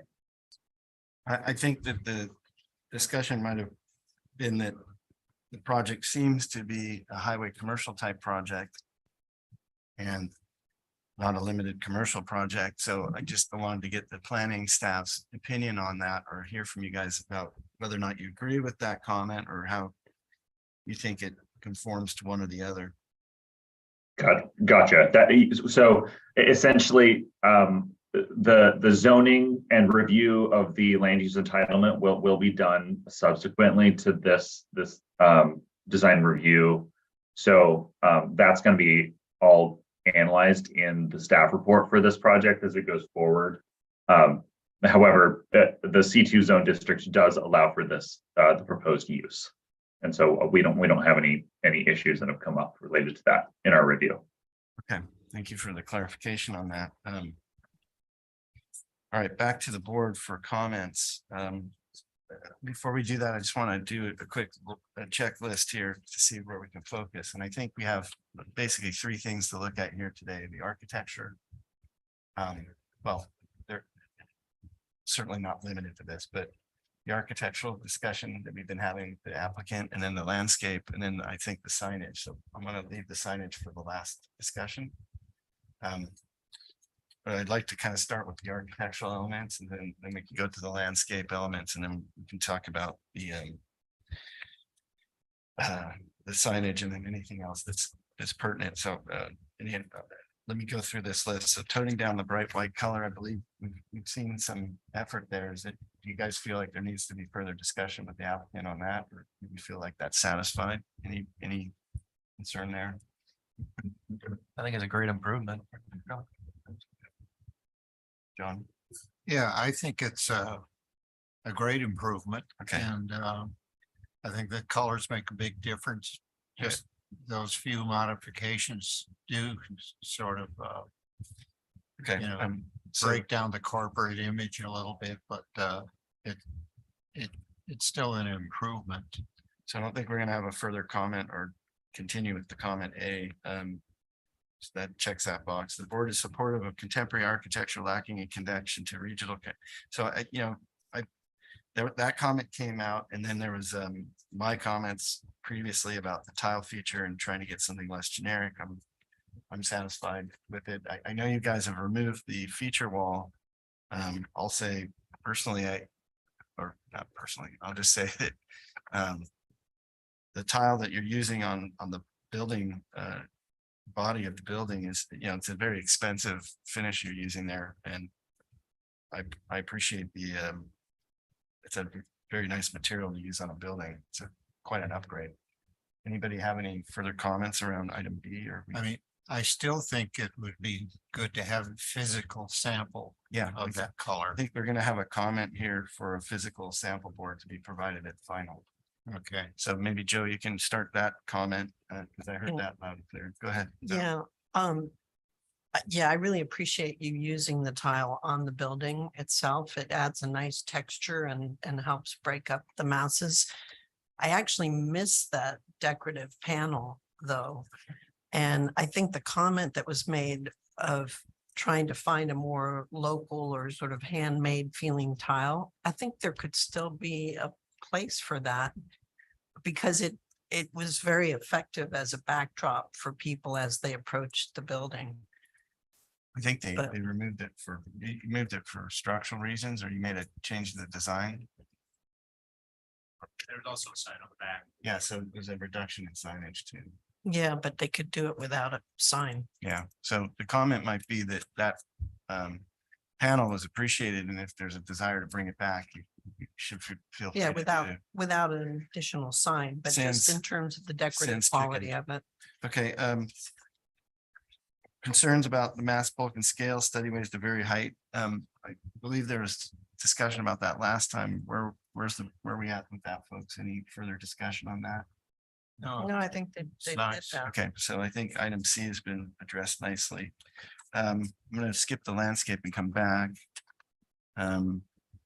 So thickness of canopy should be increased. I'm not having a concern about those.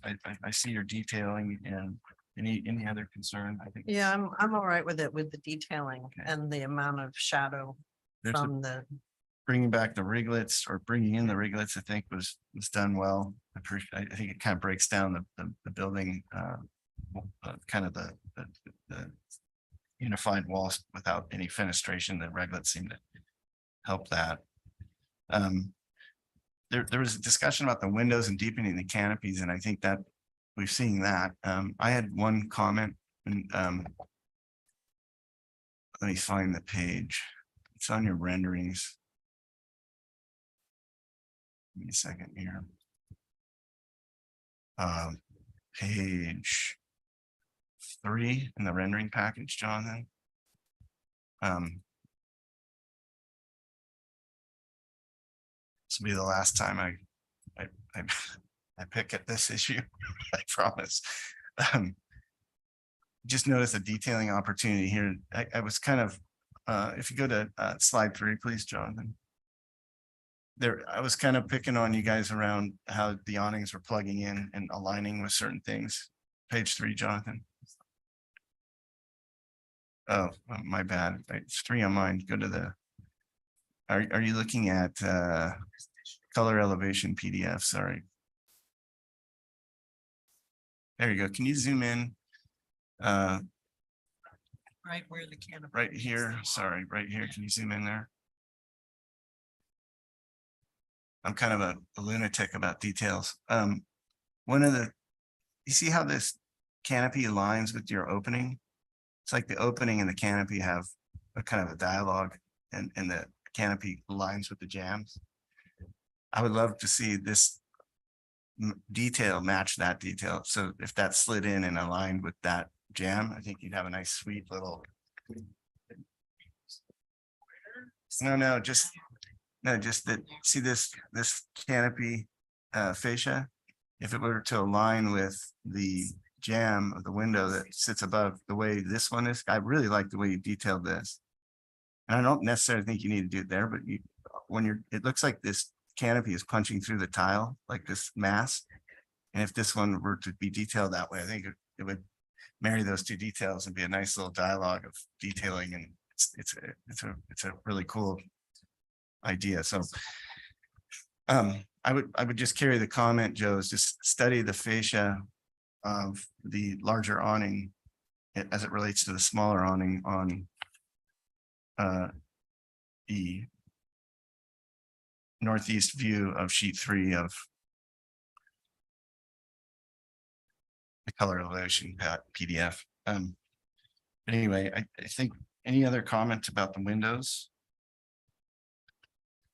The lighting was seen as appropriate last time, so there's no comment there.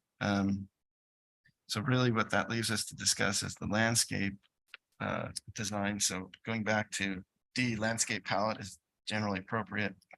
So there was a study of sharp agaves that I heard were removed. Is that right? And taller plantings along the street frontage, or landscape architects here. Are you guys satisfied with those improvements that have been presented today? Yeah, I think they've addressed the comments, and the landscape palette's great. Okay, and you want to comment on item E about the diversity of the hardscape and yeah, if you want to pull up the sheet that shows the hardscape, to me, the hardscape around the restaurant seems potentially like it's a little busy. I understand you were given direction to diversify the hardscape, and I think some of the way that it's sectioned and with the different materials might almost be like it's a little bit too much broken up. So I would just suggest that there might be further study and potentially simplifying how some of that is done. Is it the different material? I mean, originally we did the pattern because we were using, exposed aggregate for both surfaces. And it was a much more simple contrast, less contrast. So I think, well, I don't know, Kaylee, do you have any suggestions? Yeah, I think where it gets a little busy, I would just study the intentionality of each of the colors. I think it gets a little busy in the area labeled number 4. Really, that's the only area that catches my eye as being. Yeah, I think what's successful is that you're using different materials to identify where you're transitioning through the driveway and the parking area. So I really appreciate that. That area number 4 potentially doesn't need to be divided up that way. And like just to the left of that number 4, where you got all this kind of crisscross stuff. I don't know, maybe it's gonna look nice in person. But if I was looking at it, I would say there's some hierarchy to be. you are looking at it. Okay, well, if I was gonna lay it out, I'd say potentially there could be hierarchy of your dining area. It could be one material. And then you've got the circulation areas that come into it. And if you want to break that material up that goes from number 4, maybe it's a different color of tile or something. I just think that it has a quality of looking a little jarring with the light colored aggregate next to the tile, but I was just, I hate to beat up your thought through because I think potentially in relation to the architecture, I'm just looking at it from top down. Maybe there's further understanding to it here that I'm not understanding. I think just as a general organization, I think using like your transition, studying the transitions to be kind of consistent. So if you're transitioning from a vehicular space to a walking space, maybe that material transitions the same way each time, and then use that as your rule of thumb, and then let the rest of the hardscape respond to it. For example, like right here, the transition to the vehicular way is the concrete, and then here the pavers cross over into the planting. And I just think it might give it a little bit more organization without blowing up your hardscape plan. Okay. And I liked on the other side where you're using the aggregate is like banding. And so potentially that's like if you use the aggregate as a band around the tile, then, and that's carried throughout it, then it kind of becomes a theme. So I think for Joe, that the comment would be study ways to make a more consistent transition of site flat work materials, right? Like you're looking for consistency in the transition of materials in the site, It's tough to right? define. And what if it it's is. I suppose if the inconsistency is the consistency, then make that presentation. But I think that's what you guys are saying, like. And I'm not saying that I don't like the kind of offset lines. I think that's a nice quality to it. It's just giving some intentionality to the transitions. So can we say study the transitions in the site flat work? And then let them come back and try and make a swing at that for you guys? That'd be Sorry enough? to give poor direction. I will say that you guys gave an excellent presentation and you addressed 99% of the items here. I hate to pick on anything. So I think, Joe, that what they're looking for is consistency in how the transitions are handled from a design standpoint. So, okay, so that kind of, I think, anything from you two about the landscape? Joe and John and. Yeah, actually, I thought that comment also had to do with the amount of asphalt in the whole parking lot and whether there was any simple way to break up a little bit of the expanse of drive focused area. And, you know, you have the one pedestrian walkway that's clearly delineated for that entrance. That's nice, but could there be something over where the vehicles exit back onto the street? Something that breaks, because it's a lot of asphalt. And it's part of the, I think, the issue of having it be such a vehicle dominated site plan. Are there any landscape architect Well, comments on I that? guess I'm curious if you're gonna, have you looked at this with a civil engineer yet to see if you're gonna have stormwater requirements for, and you won't need permeable paving in the parking lot? Okay, so the material transition would just be aesthetic. Jonathan, can you go to color elevation page 8? Are we done there? Okay, my final word on the landscape that I just want to add is this is an amazing landscape. It's gonna be the nicest Chick-fil-A proposition around. for I think people might even be confused that this isn't a It's the fast food Chick-fil-A restaurant. park. Feels like a very, very well developed landscape plan for fairly large site with a lot of parking and a lot of potential activity. But when I look at it from a kind of a holistic point of view, looking down at it this way and see the balancing act here of construction of a new building, the parking, the drive aisles, the shade structures, the flagpole and the signage, that nothing's leaping out of this in terms of balance. It's modulated and like you should be, I'm sure it's not lost on the applicant, the concern of the neighborhood and all the concerns have been addressed along the way and bringing forward such a, I think,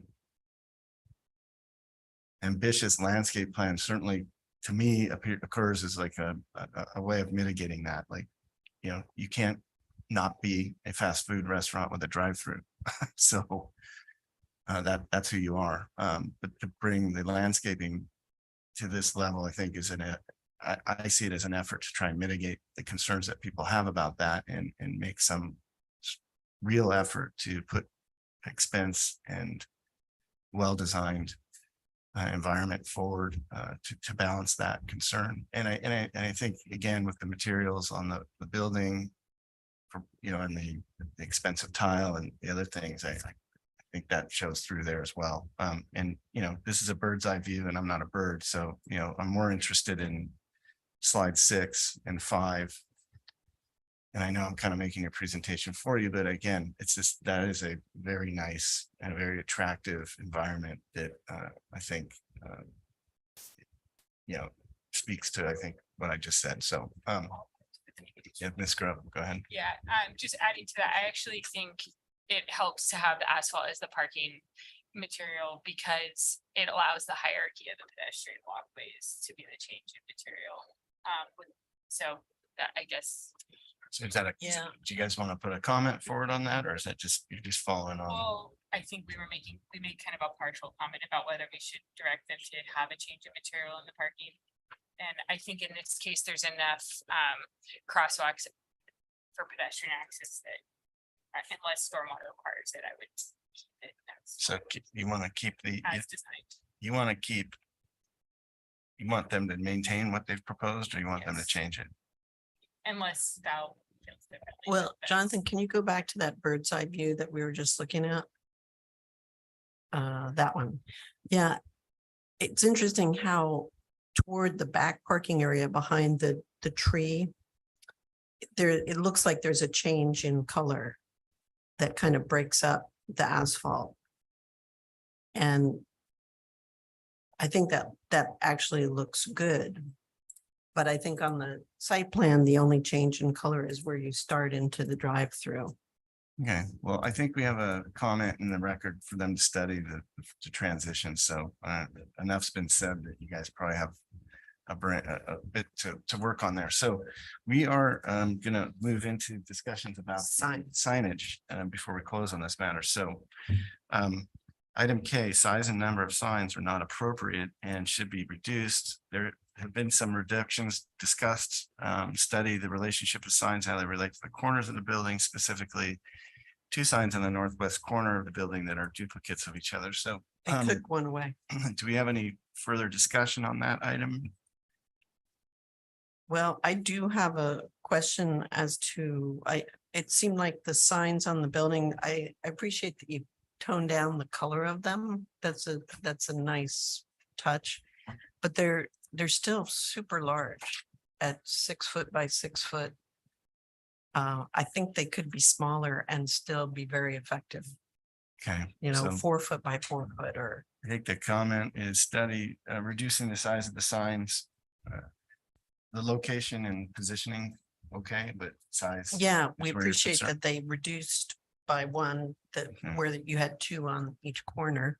Uh, But the graphic ones of the chicken head. Yeah, it's such a strong logo. It'll still read really well, but it feels very large. I think it could be Any other comment on that, John? No. Robert, okay, and then we have restudy sign materials and consider use of tiles rather than vinyl. Was that done or no? It says restudy sign materials and Yeah, they consider did use of steel. tile rather than vinyl. So you use steel. Okay, great. Yeah. I don't think there's, I'm not seeing anybody jumping at that. That seems reasonable. Yeah. Board is divided on suitability of 10 by 10 pole sign and flagpole. So let's get united and undivided here. What do we say to that, folks, on the board here? I'm obviously not too concerned about the flagpole over there in the corner doing its thing. So what? Anybody else concerned about the flagpole? Well, when I'm hoping that's the easy one to deal with today. I support the flagpole. Yeah. When I see it in this perspective here, it seems okay. Okay. So you, Yeah, I Right. mean, I don't think it's necessary to have a big American flag on a non-governmental building. But that's, yeah, it's part of their brand. I don't, you know, look, pole or not, I just, if you're gonna do a flagpole with the American flag on it, do it right. You know, if you're not gonna do it, don't do it at all. That's where I'm at. So, but if it's being proposed, I don't hear any dissent at this Yeah, point, it's right? fine. Um, On the side. okay, so let's go back to the signage, because I think that's the more that kind of got tied in with this comment, unfortunately. So we have a 10 by 10 pole sign. What size is it today? Has it been, that was the last. The IHOP, No, what your proposed sign, what's that, what's the actual size? It says 10 by 10 in the, 10 by 10. is it still 10 by 10? Okay, so do we have any comment on the pole sign? I think we should clarify because the public comment was thinking that the pole sign was maybe 110 feet tall. And at first I was a little confused by that too, but Why was It's, that? Why was it why says was it's, that? because it's at a 110-foot elevation, meaning it's 8 feet below. the Yeah, house. it's not 110 foot tall. Yeah. All right. Chick-fil-A sign. That's for the helicopter drive-through. Yeah. Um, I don't know how you'd even see that. Yeah, a long way up there. So, but it's a 10 by 10 pole sign, so Mhm. board is divided on that. I'm not sure what we were divided on. So, Well, I think some of the board felt it could be, again, smaller than 10 by 10. it's not. Any comment on that? I think it's appropriate. There's other pole signs better. And if nobody here today has a problem with your sign, so that comes off the list. So I think your sign. So the only comment on signage is looking at not the pole sign, but the other signage around the site. We're accepting of the metallic material on the building logo. And I think Valerie's comment was not the number of signs and the orientation of signs, but the existing signs that aren't the pole sign or the logo on the side of the building. Applicant should look to make further reductions in those in size if possible. So summary, Joe, the one comment, I know it's crystal clear, is we'd like to have the board, we'd like to have the applicant return with a physical materials board at the end of this process for our review, so that we have a clear idea of material palette. Mr. Chair, I have a question Okay, have a question unrelated to the to applicant? previous discussions. You know, this structure here on the far right, what is that? What's the purpose of that? Shading applicant, would you like Oh, to? is that where you explain that? place your order? Hold on, let's just, so applicant, can you explain what that structure is used for? That's correct. It's for it's where cars go to order, and it's for our team member protection. So they have people standing out there taking orders, John, and it keeps them out of the elements, and it makes it more, I assume, more comfortable for Our people to menu order. boards are right underneath those as well. Okay, thank you. All right, back to comments. So Joe, we have first comments to bring back a physical materials board. That should be like paint colors and all materials presented, so we can see those. What was the other comment? We had the comment about signage. The three comments about the signage, we're okay with the 10 by 10 sign. We're okay with the standoff metal logo, and we have a comment to study further reduction in size of signs, but we're comfortable with the location and orientation of the signage at this point. I made a comment about studying the awning details to the windows at the larger awning specifically. Anything else? On the landscape side, we had study the transition of the materials on the flat work and the hardscape. And I think that's it, right? The board's comfortable with the detailing on the fascias, which was item I, and board seems comfortable with the canopy colors and materials. The board's comfortable with the riglets. The thickness of the canopies, as detailed, we're comfortable with that. So I think that's it. Joe, do you want to read that back? It's a lot. Sure, I can walk through what I have. So the board appreciates use of tile. Decorative quality of panel was also appreciated. Consider adding back the panel to the project design. Provide physical materials and color board for final review. Study fascia of larger awning as it relates to the smaller awning on the northeast view of sheet 3 of the color elevation PDF. Applicant has addressed prior landscape comments and landscape plan as appropriate. Further study ways to simplify hardscape design, specifically area number 4 on site plans, and study transitions in site flat work. And then for signs, study reducing size of building signs, location, material, and orientation of signs is appropriate. Size of pole sign is acceptable. And then I didn't, for all the other items where the comments went away, I didn't include comments about that, but I can if you would like. Anybody want that? Or we good with what he just read? Say that last part again, Joe. Oh, I didn't. So in prior comments where things were generally acceptable, I didn't carry those forward as positive comments. Okay. That's fine. Okay, I'm gonna recommend that this project return agendized for preliminary and final, if that's, is there any zoning or sorry, any further planning that would limit that, Joe? Can we do that? So this project is a conditional use permit. So yeah, so it'll need to go forward to the decision maker for that, and then it can return for preliminary and final. Okay, so pending their LUP approval, I'd like to see this back, full board, preliminary, final. Any final word from the applicant before we step out? I just want to say thank you so much for all the direction and patience and help getting to this point. We're certainly proud of it and hope the overall community can be proud of it as well. Very good. All right, we'll close this item, and it's now 12:30. I think we'll break for lunch and return back here at 1:30 to start on item number 6. The Van Ness addition and deck. So we're going to recess for lunch, folks. Thank you very much.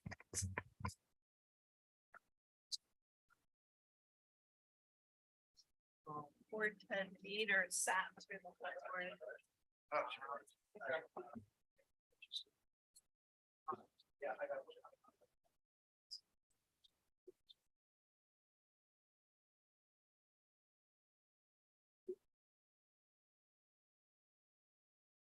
Do we say we're coming back at 1:30? Derek's just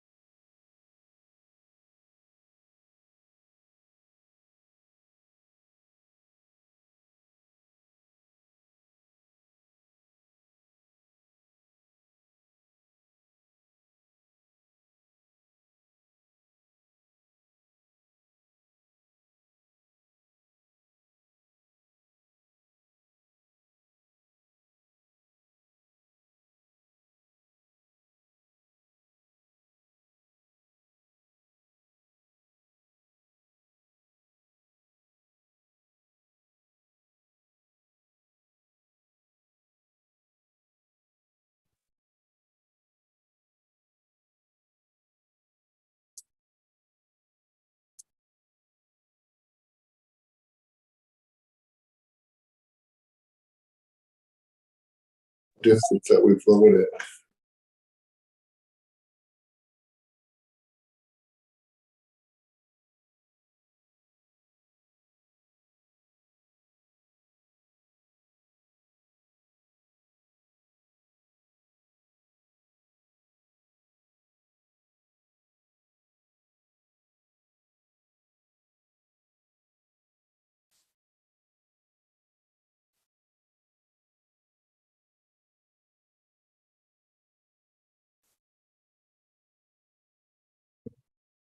Okay, well, right on time, guys. 1:30 here. We're gonna reopen the SBAR meeting of March 17th.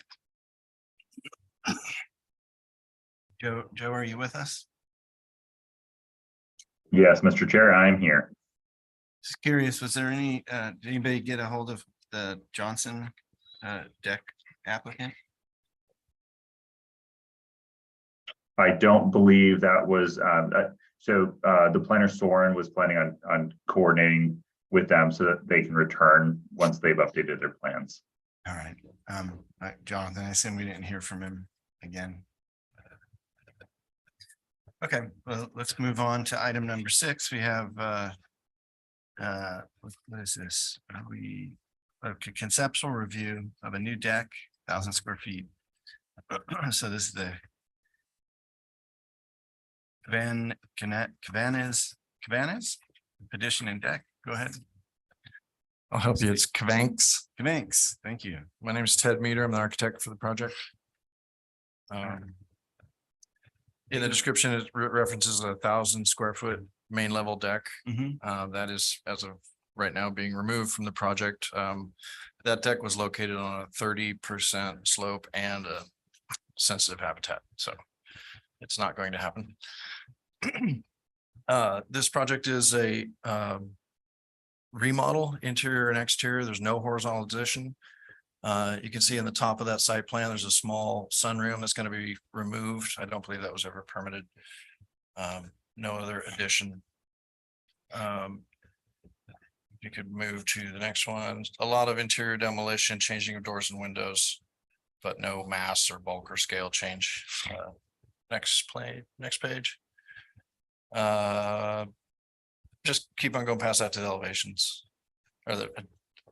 Yeah. So this is a east elevation before and after on top, and a south elevation before and after on the bottom. This house is coated in Eldorado stone, 100%, and it has roll down fire shutters over every opening and a sprinklered roof. And we're gonna try to maintain that. This is not enough of a remodel to rethink the exterior skin of this house or the roof framing or anything like that. We're gonna work with the Eldorado stone where it needs to be patched. The changes aren't too significant. Removing a door, changing it to a window, removing a window, adding a very wide set of patio doors. Go to next one. And this is the back of the house where it's part of the house is retaining walls cut into the hill. We'll be adding a stair on the back of the house up to a roof deck. It's not too clear. If you could scroll back down to the roof plan that shows the roof deck, because that's really what this project is about. Keep going to A2.2 there. Okay, shown with the hatch pattern is 632 square feet of roof deck. Now this roof with a dead flat roof framing is basically, this is the most conceptual project I've ever brought here because I'm really interested in your opinion on how to go forward with this. The road wraps around this house from go back to the site plan just real quick. Sorry. There we go. From the upper left, the road wraps around and up. And by the time it gets near the house, it's higher in elevation. You're just staring down at this flat roof. It's really ugly. I sent you a JPEG today. Do you have that too?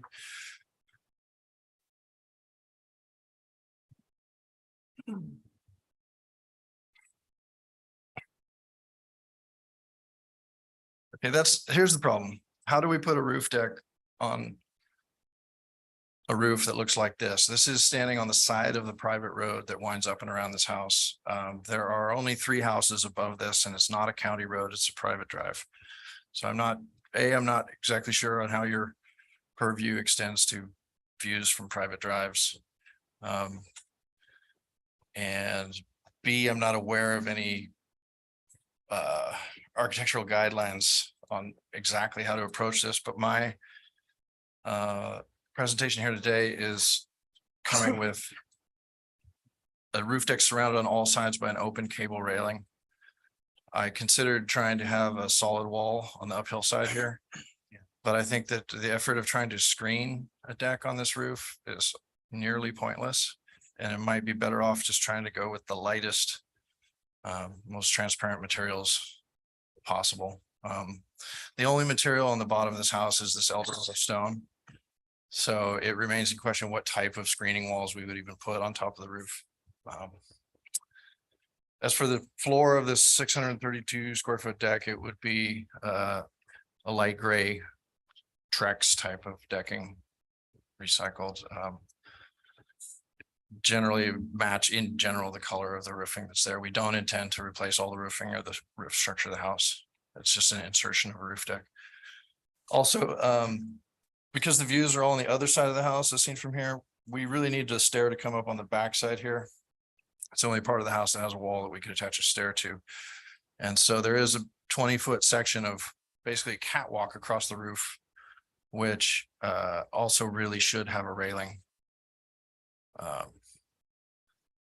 And so in the elevation drawings, there are a lot of lines on this, and I'm first one to say that it looks difficult, but I don't think that a solid, any type of solid screening or raised parapet is a better answer. So basically, at that conceptual level, I would basically just like to see how you think this project should proceed. I have a question. If I'm able to ask you to do that, that would be great. Yeah, go ahead. We have some questions again. What are you doing about the structural change going from something that was built as a roof or ceiling to something for live load walking? If you can go to A31 or A32, either of the elevations.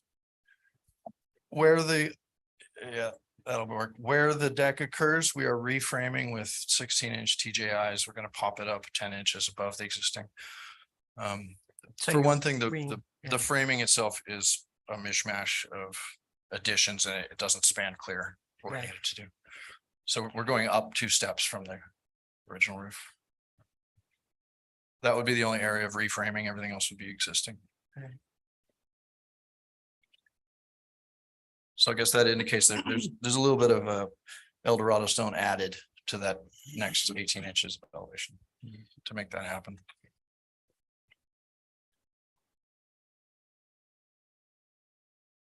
So I'll just tell you that one of my initial responses was that the north and east sides of this roof deck might be a 42-inch high stucco wall. But I really just don't believe that's a better answer than trying to just leave it. Did you look at just doing maybe solid steel panels for the back sides just to? If there's no. I don't know that the question is what material, it's just whether or not it should try and be a solid. Let's do a little business here first. Do we have any public comment on this? Any members of the public want to speak on this? Okay, so having heard none, I'm going to close public comment. So let's bring it under discussion then. Continue with the questions and discussion. I guess 2 questions, or it does feel like a lot of lines. So if the backdrop could be cleaned up, yeah, I guess.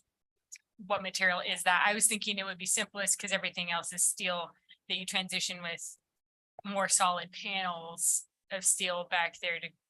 But was it part of the programming from the owner that they don't want any sort of shade up there? I told them that just wasn't going to fly Wasn't gonna fly at this okay. meeting. Just About, very exposed. Like I was looking at the shape of the lower deck and it's a nice kind of shape. Like I like the way it disconnects from the house and they still have a right angle there, but it, it'd make an interesting when you're standing on that deck, the angles that create it, it's gonna be a nice looking deck, I think. You must be talking about the lower one. Yeah, the lower one. And I was thinking about, your question about how to make the top deck work. Like if you're trying to make it look like an architecture that was there from day one, it's almost like, I don't think they should be. If you took the orientation of the lower deck and the upper deck, created them like a sandwich for the house, or like, you know, you used it to kind of create an overhang. Whereas when you view it, it's like those two decks are kind of an architectural, architectural kind of addition to this other more rectilinear thing, like where when you look at them, the detailing around the edges match. So I could see that would read if we had a railing on the lower deck. because the lower one has a railing too, right? As of right now, no, Well, it'll have a fascia, right? So it doesn't really need it. It's gonna be low enough so it just falls off. Oh, yeah. I was just trying to figure out a way to like get those two to relate to one another, like, you know, architecturally. Yeah.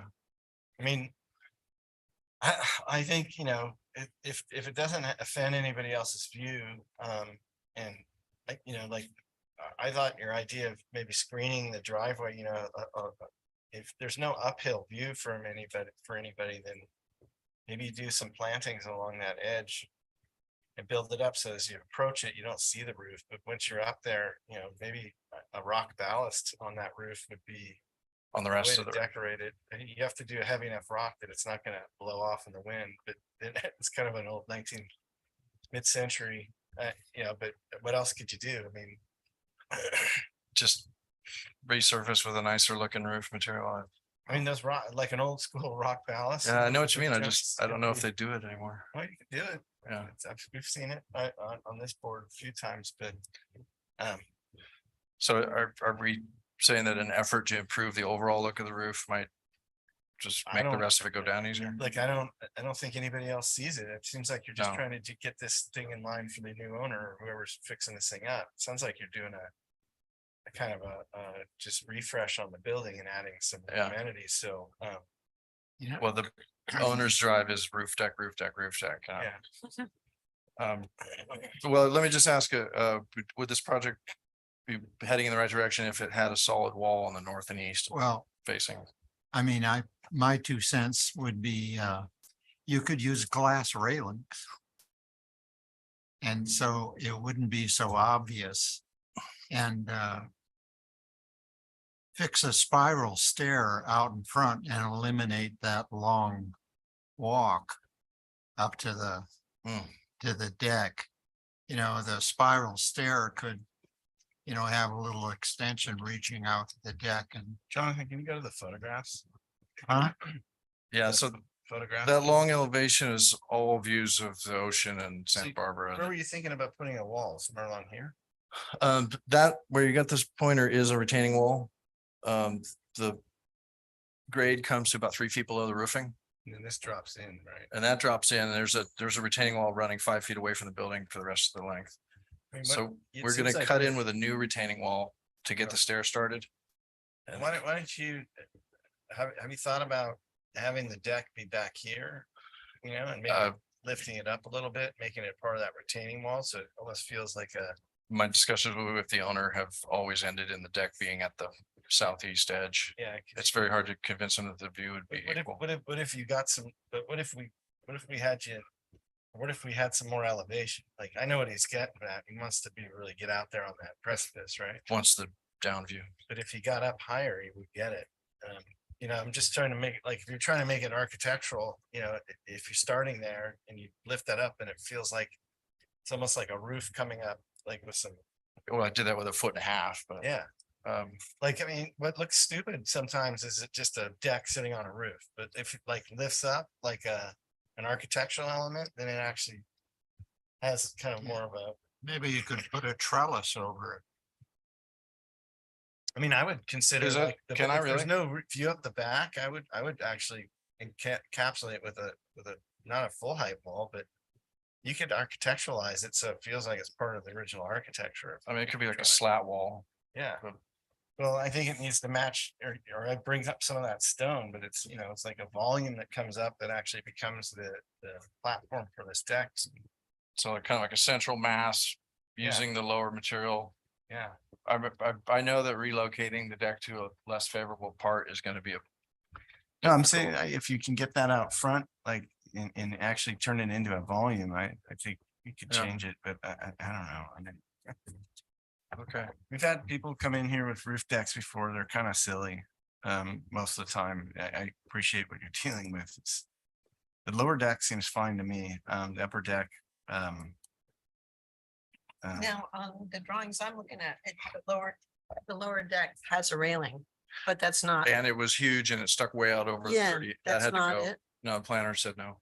Oh, It's on a 30% slope in a sensitive habitat.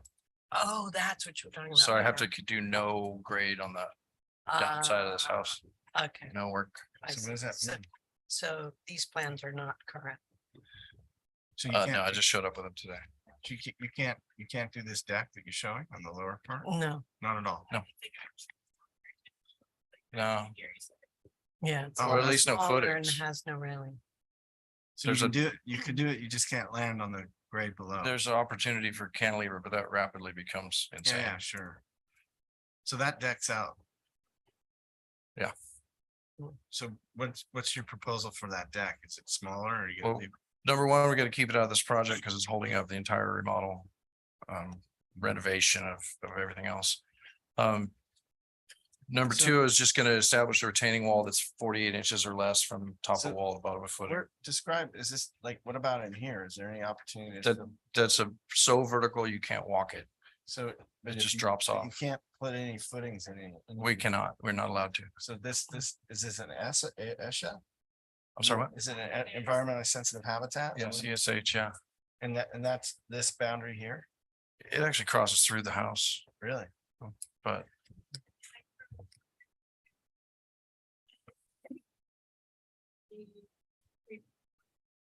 Okay, 3.1. Since this is more conversation, not. so it used to be a lot of railings on the lower. Yeah, right. That's what we have. So I think what's making it feel really like a top hat is that it comes in after the roof. If there was something that touched ground and came through and then the side walls were solid, so then just the view side was the railing. So like all the way through here was, so it almost created like I don't know, it just cleans up that. Yeah, you know why that could be attractive? Is I've actually done that for somebody and then it allows you It's to. falling water. Well, you could also park a barbecue into it and some other things that you actually might want to use up there, like a sink and Yeah. because you have a solid wall to deal The with. idea of solid walls is not a downer, but I had to pick one approach to come here today with, and I thought it was minimal Yeah, mass, it's fine. but I think it only works if you ground it to the, I mean, at least in the configuration that it well, currently I is. certainly don't want a solid wall to not line up with the wall below. So it'd You be know, like here and here, right? Yeah. on Yeah, the those line up with the sides. exterior walls below. You know, you could cut the overhang off and extend the stone up 3 feet and make that your railing and then put an awning or a cantilevered shade over the windows. I could see that compositionally, it would be nice to have one element not broken by the Yeah. horizontal. By But the way, I was gonna also, just since we're in discussion on, if you're gonna put shade for them up there, which I think is essential, Yeah. you know, build it into your architecture. so am I to believe that in a hillside ridgeline area, I can put a trellis? Well, if it's an art, I would make it look architectural, then it needs to, you know, it'd have to look right to the house, but Can they get over 6 feet though? ask your planner. But you're gonna end up with an umbrella shade or some horse shit up there, sorry, some And a stuff lot up of there. furniture too. Right, that gets blown off. That will blow in the wind. Yeah, But in keeping with what Kaylee was saying, if you brought up stone walls, stone clad walls on the sides, got rid of that kind of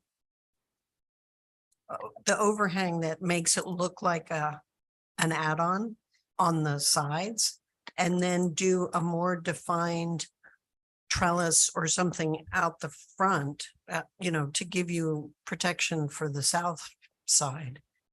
It would look more Serving architectural. the ground level, the trellis down there. A trellis above the doors right there. Yeah, okay, Yeah, I get it. but don't overhang out the sides. That's what's making it look like a hat. But that's existing. So I'm only locating the railing over the existing walls, the exterior. walls. Right, but you're raising the structure, so you're Yeah, building that overhang new. You're gonna reframe the roof anyway. Yeah, Yeah, go to page Rebuilding, 4. yes, rebuilding. yes. yeah. okay, So you don't need to do the overhang going out So the like- side if you're running Like if stone. you up high. actually built a wall that started here and went all the way across visually, like it's like your this wall here Oh, yeah. pops up, carries across. And carries out, you could even drop it down, let a railing appear here, but it's like there's an existing wall that's just sitting here like as a portee. This side could be open. Yeah. And then that wall gets picked up here. Like to these guys' point, you'd bring this roof and dive right into it. Right, And then exactly. I see, this roof would shoot out, if you want to shoot it out further to give more Yeah, it shade. could be a cantilever Yeah, overhang. and then this part of this roof would just disappear.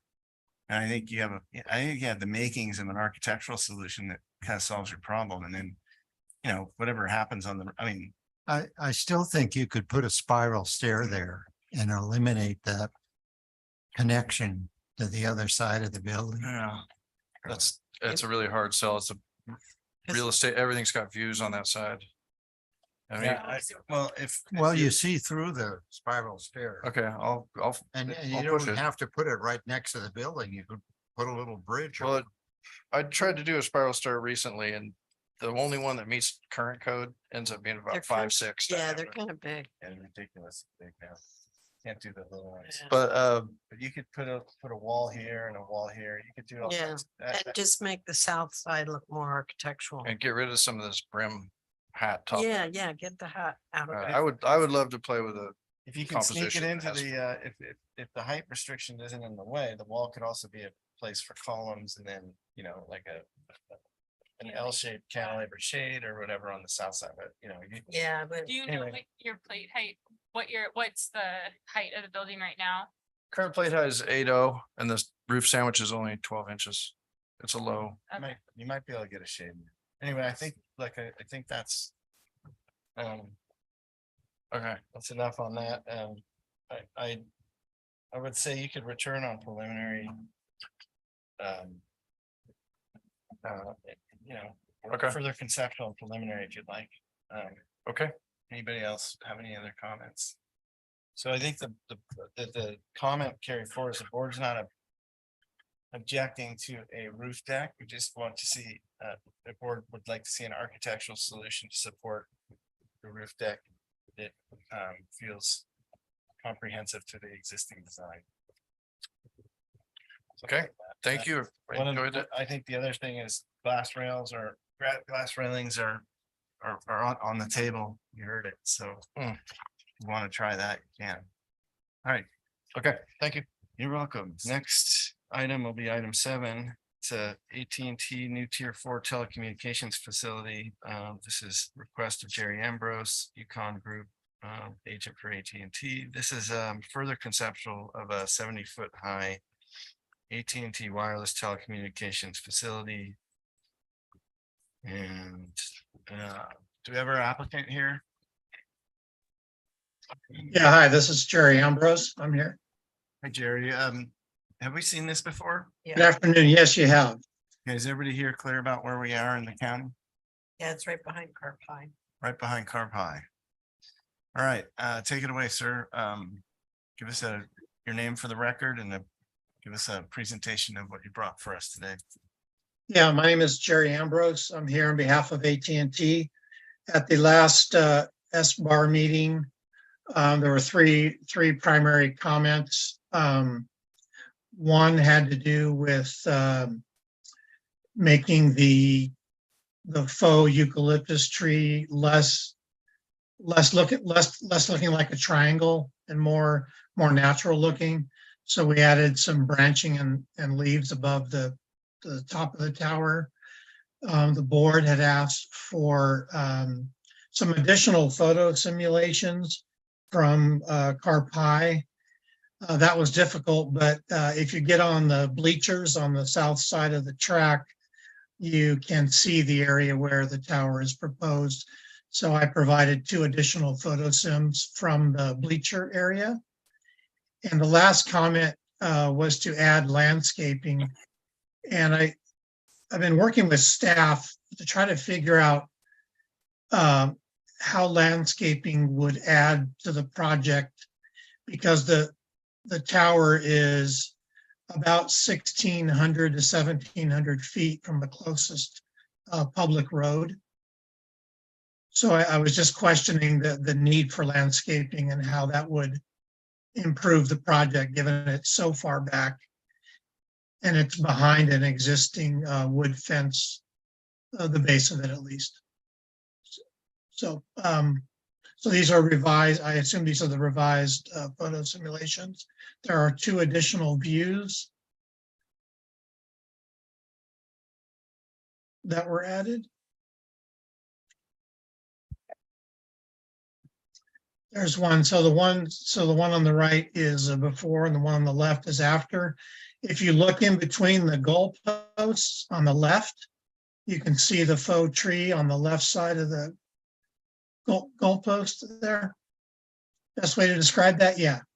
It's hard to see, but it's there. And then the next photo sim would be a similar. It's kind of hard to say where it is, but it's sort of straight ahead. I guess it's the best way to say it.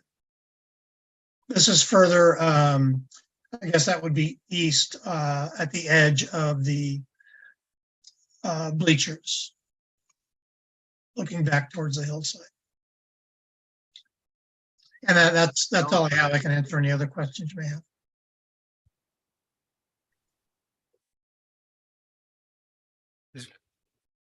You got that pointer? Can you point to it? It's right above where you see the little house. It's right in there. Right there? Yeah. Can you see that, Jerry? Try that again, sorry. Right. St. John's Lot, trace it with that mouse. Is it there? There? Jonathan, can you put your mouse where the pointer is so that Jerry Yeah. can see if? Yeah, there you go. Okay. Yeah. Okay. It's still obviously below the ridge lines, it's not silhouetted above, and I couldn't see it from the track a lot because of the palm trees that are there, and also the landscaping that's along the adjacent parcel. It's pretty tall if you're just standing there, 6 feet high or so. Right.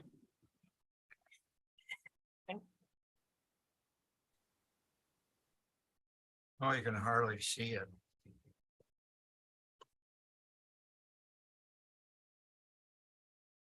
Is there much choice in the color of the foliage, whether, because in these photo sims, it looks the same color as the palm trees, which is great, but a lot of times that's not really the way they come out. They're kind of,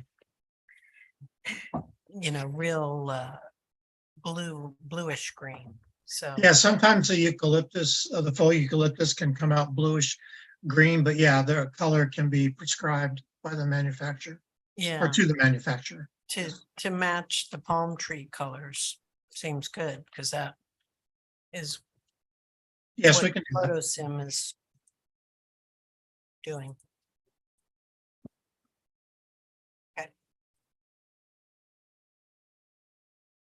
So the comment about providing landscape around the fence, to care? Doesn't seem necessary, given the location where it's gonna be installed. Okay. All right, well, we've kind of got some questions and some clarifications out of the way. So do we have any public comment on this?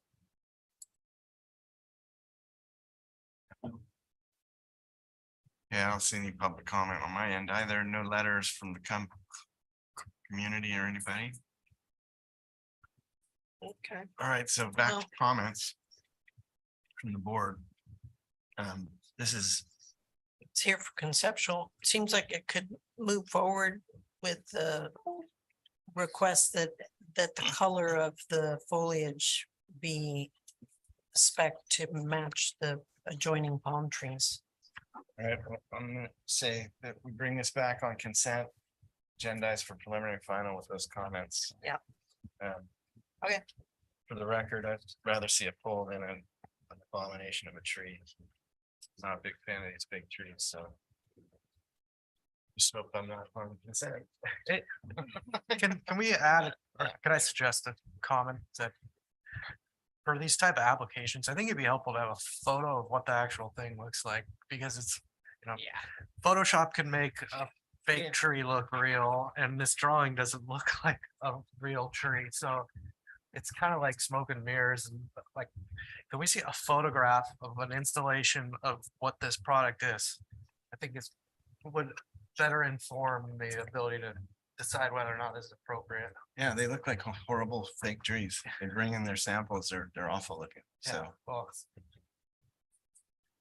But you want them to show you a photograph of one that they've done with the same materials? yeah, so at least we can be informed of what the thing is actually going to look like. I So, don't think there's enough information. So in the that. comment is to bring some photos of like a sample board of what, you know, if you have one of these fake trees, that you can photograph and bring, next time, that would be appreciated so we can understand exactly what we're looking at.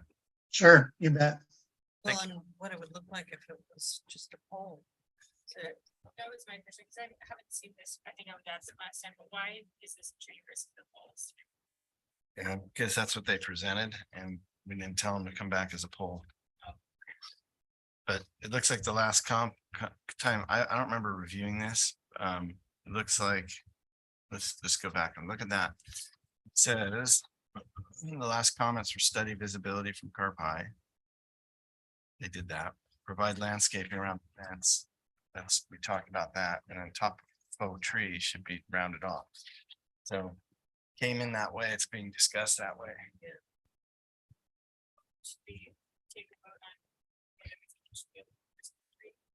Well, it's not a pole because it's got a. It's got an array at the top. Yeah, so Well, yeah, if you take the scale down here, the thing's almost 30 feet wide or more at the top. So It's a lot of stuff. up there. So I guess I'd rather see it as a tree in the distance than that big of an array. John? Agree? Yes. It's kind of, it wouldn't be fair. You gotta, you know, we're gonna send it to the consent table. We gotta get behind it. Help them do the best job they can. That's rough. So what? Well, otherwise I can bring it, if there's, like, I mean, if you don't feel comfortable in a consent, like, you can bring it back to full board. Like, bring it back to full board with a, we'll put it on the agenda for preliminary and final. The comments that we care, the most important comment I've heard today really is give us a photograph of what the actual materials look like that make this thing up, and show us some examples of previous trees that have been done so that we can feel comfortable with that. And then make sure that you have a paint color selected for all the equipment and substructures, and we're not requiring any landscaping around the ground plane or the ground plane enclosures. And what was the other comment? We want to see color samples on the materials as well, right? Okay. Fair enough. Okay, okay by me. Okay, I think we can close on that. Let's move on to the next item. Next item will be item 8. The King additions. So this is Liz Hughes, architect for Lauren King. Do we have Liz here? Hi, can you hear me? Yes, we can. Thank you. Okay. Go ahead and speak your name for the record, and anybody else presenting with you. And have we seen this before? This is the first time the project's been presented. Okay, please kind of start with where you are in the county, location wise, and give us kind of a site analysis, and then get into the rest of it, just so we understand what neighborhoods and kind of the disposition of the landforms and that sort of thing. Great. Yes, thank you so much. My name is Liz Hughes, presenting for Lauren King. The project site is located in Ortega Ranch in Summerland. It's a 5-acre lot and is in the coastal region. There are 3 existing buildings on the site currently. The main house, which is about 2,800 square feet, a 2-story structure, which is, well, it's actually only 1 story, but it's the guest house, which you can see on that upper left image there. The guest house, which has a large understory crawl space below it. And then on the lower image, you can see the location of the detached garage that's kind of sitting below the house there. So the project proposal is to add a master bathroom to the main residence. That's about 280 square feet. There's also an existing carport that we found was not previously permitted, so we're adding it to this application. And then there's a sunroom, which you can actually see on that upper left image as well. The left-hand portion of the main house used to be a large covered deck area, which the previous owners enclosed. And this application is to legally enclose that space. So if we could go to the next page, the site plan. So this shows the existing structures in white and the locations of the additions in gray. We're actually we've been working with the planning department on the ADU location because since the site slopes off so steeply in that area, we're running into height constraints since this is in the rural zone of Summerlin. So we're at that 16-foot height limit, and we've been looking closely at, options for what we can do for the ADU in that area. Currently, the additions at the main house, the sunroom is an existing space, so we're not changing anything about the massing. And then the addition at the, I guess, the northerly portion on this plan is the master bath location. And the to the right of that is that existing carport, which we're proposing to include as part of this. Let's go to the next page. The next page is just an overall site plan of the entire site. So it kind of shows the whole property, the development envelope. And the existing buildings on the site the style is kind of a, I would call it like a modern Santa Fe type architectural style, originally designed by Newman Mendrer Androlitis in 1996. And the cabana, guest house, and detached garage were designed in 2003 by Bob Easton, which also have basically the same architectural style. The next page.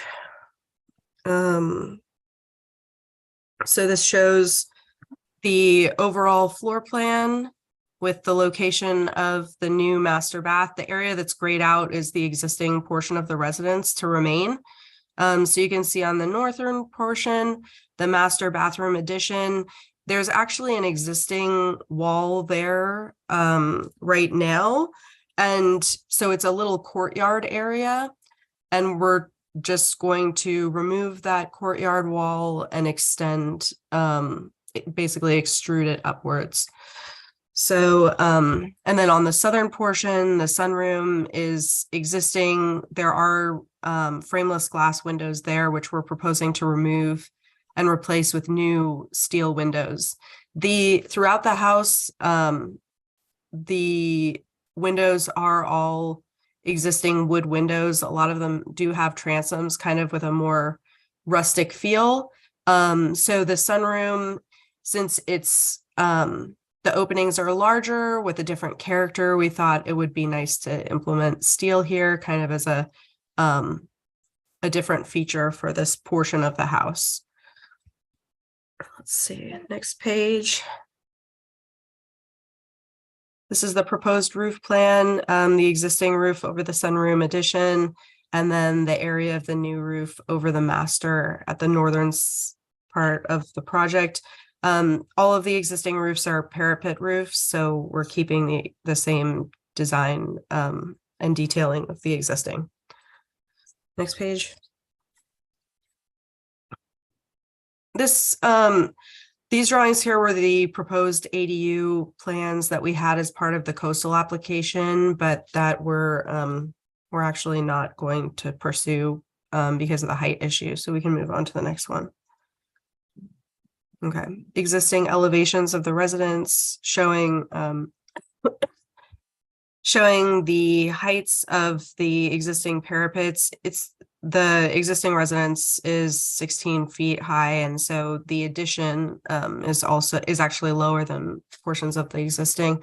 So on existing east elevation, number 2, you can see the carport area with the exposed heavy timber beams and plaster columns. That's the element that we're looking at permitting as new as part of this application.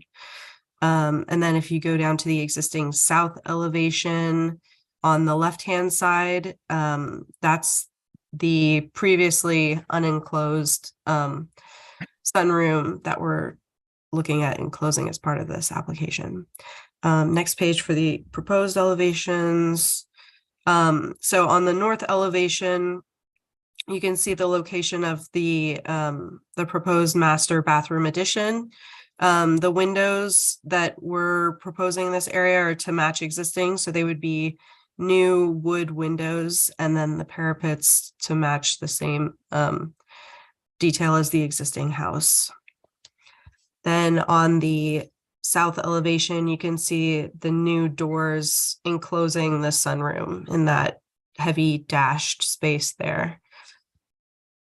Next page. Actually, you can skip the next page since it's just the ADU elevations. And then this is some enlarged plans and elevations of that proposed master bath addition.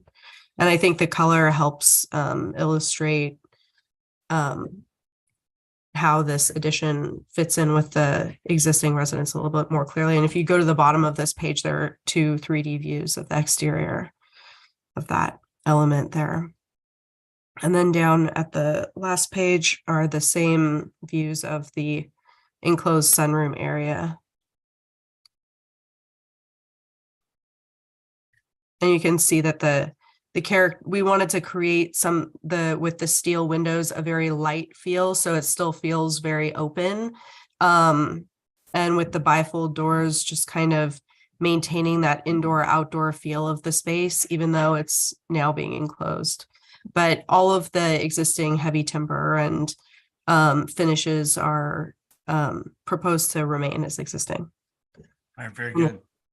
Yeah. Wrap it up there. Is there a landscape plan with any of this?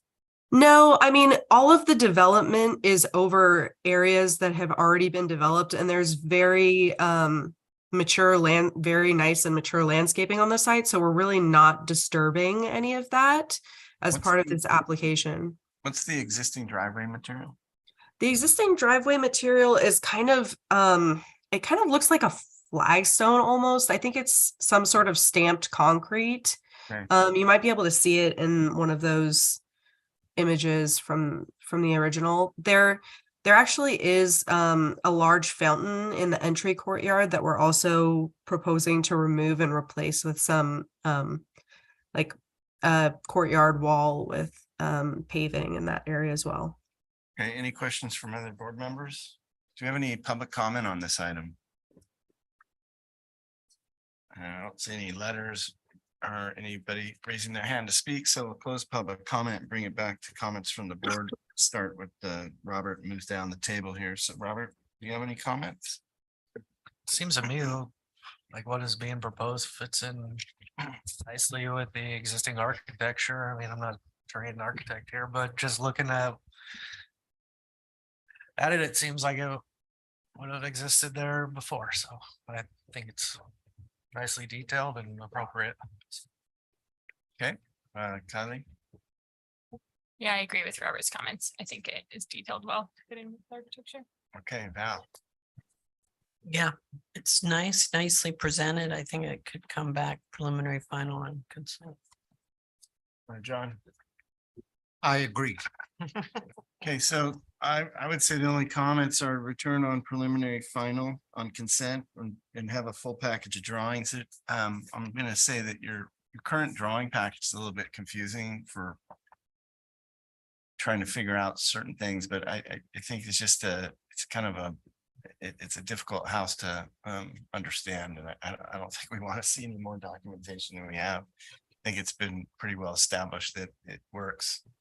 So try and figure out how to incorporate whatever details and lighting. I think there's no need for an improved landscape or hardscape plan. I agree. I think we agree with that. So if you're proposing new lighting, make sure that you bring that documentation in and able to establish that it's dark sky compliant. Is there any portion of the unpermitted structure that's getting permitted or the new additions that exceed the design height limits in the zone? No, everything is under the 16 feet height limit. Okay, let's make sure that you have that documented well in your next submittal so that Mhm. whoever's reviewing it can see that how that works and what, what portions of the house are under it. And I know some of the architectural projections, chimneys are gonna exceed that, but I don't think we're worried about those. Yeah. Okay. Yes, I've been working with the planner to establish and really dial in the height limit here. So we're working on that right now. And bring a full palette of materials in detail. Okay. Yes. We'll Yes. close on that. See you when you come back. Okay. Thank you. Okay, item number 9 will be our last item, and Ms. Grubb is going to recuse herself from this. So that's the end of your day, Miss. Oh. Thank you. Have a good weekend. I don't. She's out of here. Run. All right, so item 9 will be request of Tarnshay and Don Nolte, architects for Samantha Smith. And this is a preliminary final review for alterations of an existing residence in Cabana with a sloped roof, doors, windows, and stone cladding. So we've seen this before. We have minor comments to follow up on, restudy proportions of columns and arch openings in front and rear, and nice had a compliment there, a nice update to an existing residence. So this sounds relatively simple. Do we have our applicants here? Yes, Don Nolte is here, and Derek Eichelberger will be or is on as well when we get to the landscape.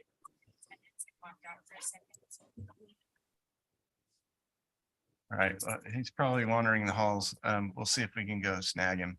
He actually did go back to his office. He called me about 30 minutes ago, and so he'll join on Zoom if that's okay. Very good. All right, so why don't you lead us off?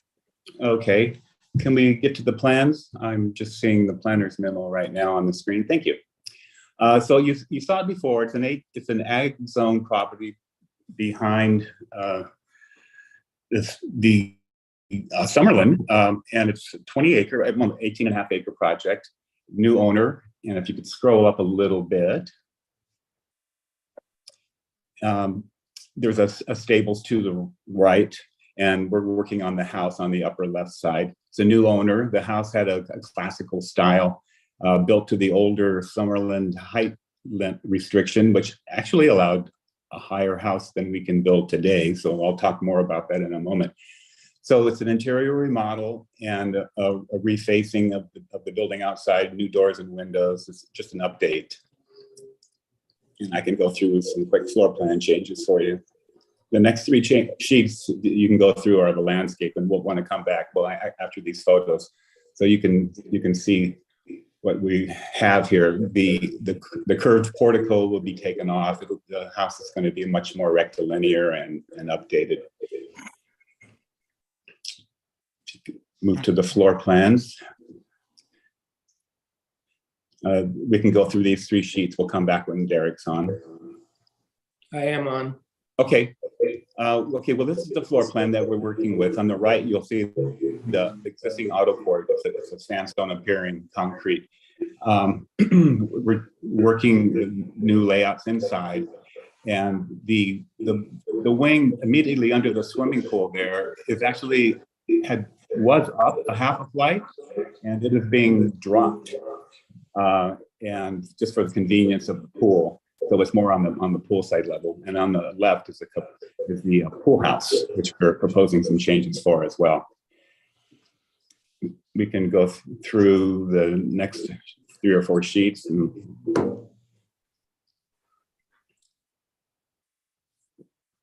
we will come back to these.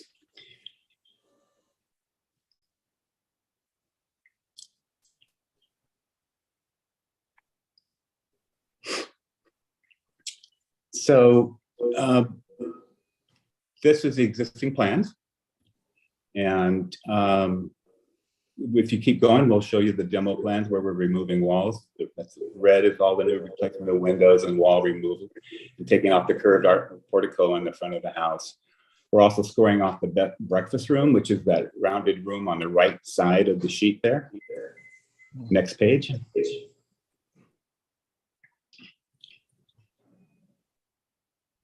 This is the proposed floor plan, and it's new floor finishes and ceilings and lighting.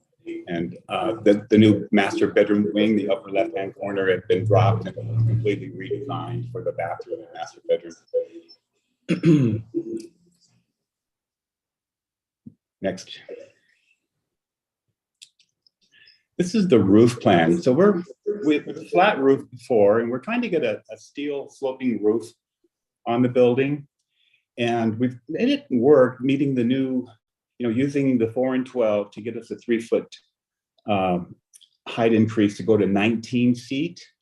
And it's working out very well, but that shaded area and this bottom of the drawing on the right is an area that exceeds the height a couple of feet. And within the ordinance, there's a provision for you to approve this.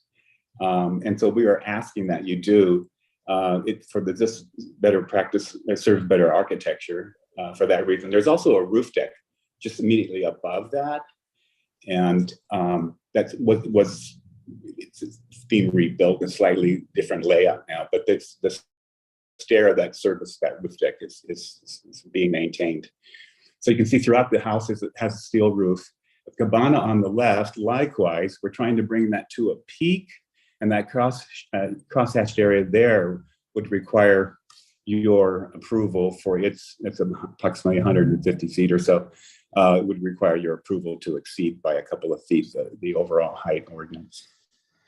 We go to the next sheet. That's the cabana, the little changes we're making there in the floor plan. And likewise, new steel doors and windows and stone. I think the elevations are coming up here. Existing. And this with the older height ordinance, we were able to get up to 20 feet high with the balusters. The ordinance at that time was really funny. It said 50% of your walls had to be 9-foot plate, and or something like that. But there was other areas where you were freed up to have higher heights. And so we had this building actually approved meeting a tough height restriction, but the balusters were 20 feet. Right now, we're taking those off, and we're beginning our plate line for the sloping roof at the existing roofs. So we can see that on the next page.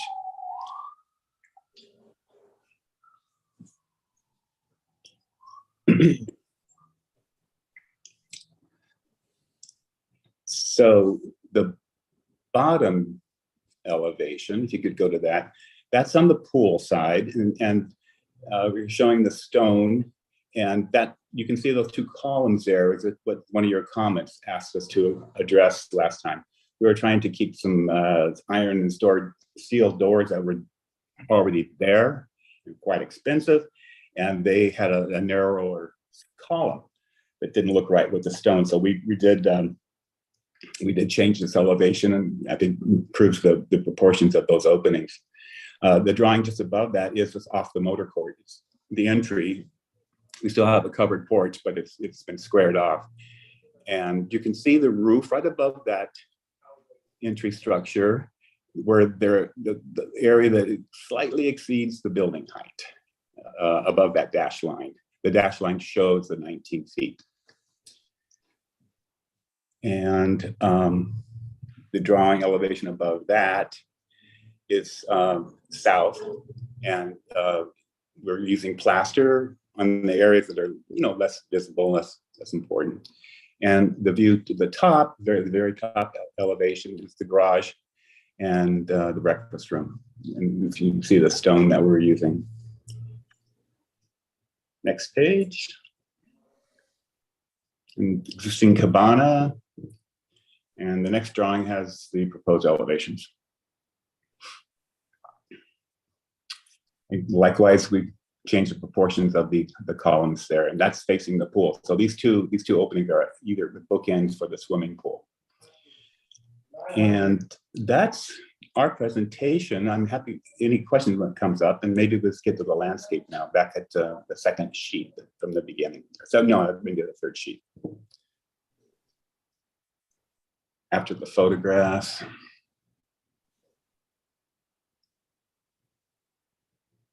There, thank you.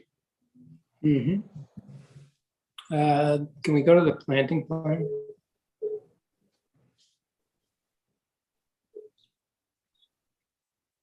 There you go.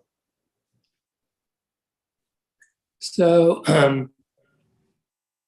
the whole front of the house has been renovated, site planned and architecture. Sorry. So we are, to go with the architecture, we're doing a very simple proposal for the landscape. There's some stepping walls that Don has introduced, and as part of that, we've created planters within those walls.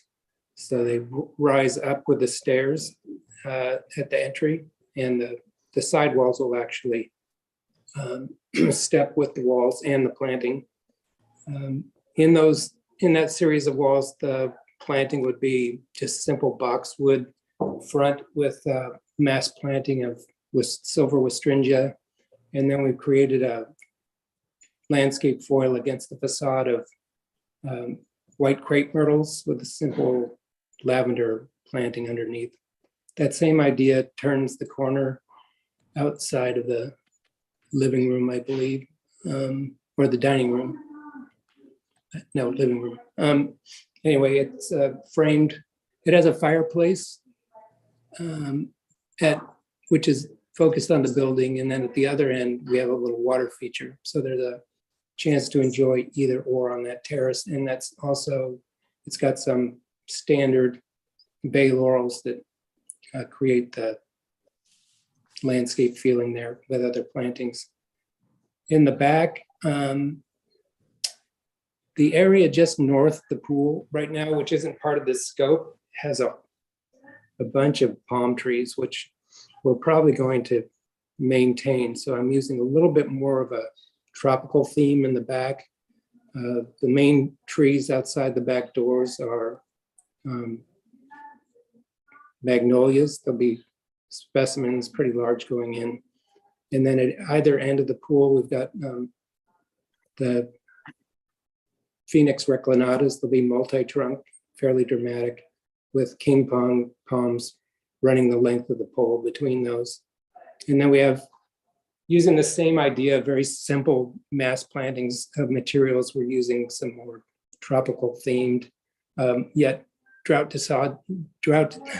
tolerant, like macrozamia and some other things.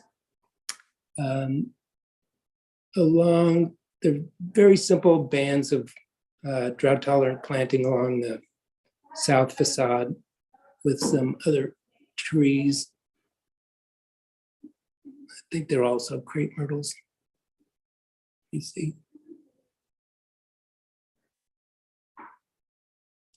Yeah, also crepe myrtles.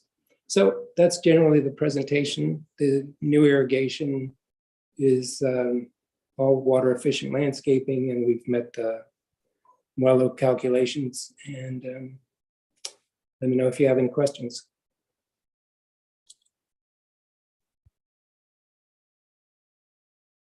Any questions? Hello? Does that conclude your presentation, gentlemen? Yes. Okay, any questions from any of the board members? I have a question about, I think it's the south elevation. Can we go to the building and elevations, the proposed? Sheet 13.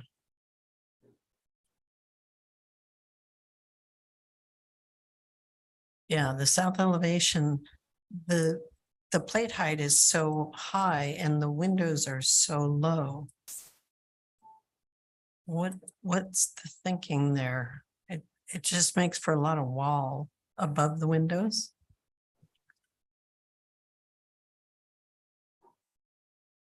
Do you understand the question, applicant?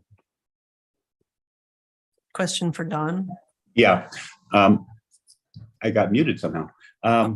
Yeah, I understand the question, and we're scheduled for preliminary final. I'm not sure, where we're going to happen on that, but I think I would make some slight adjustments on that. We're working, but yeah, go on. Well, just curious what the ceiling height is in there. It's a 10-foot. What's the head height of the windows? 8 foot. Hmm. So we have added some attic space in there. But there's an addition to that, like you're increasing the volume of that space, yes? It's being completely reframed. Yeah, there was a basement and we're lowering the basement down into that. The dashed line is where the ceiling height was above that. So we're actually much lower than we were. Because it was, again, it was up almost more than a half a flight actually. So you're actually adding downward, right? Yeah, we went down. You can see the dash line through the middle of those doors and windows. And just from massing from the pool side, I like that height that we had, and that's what we get when we go to the other side when we cut for the lower building.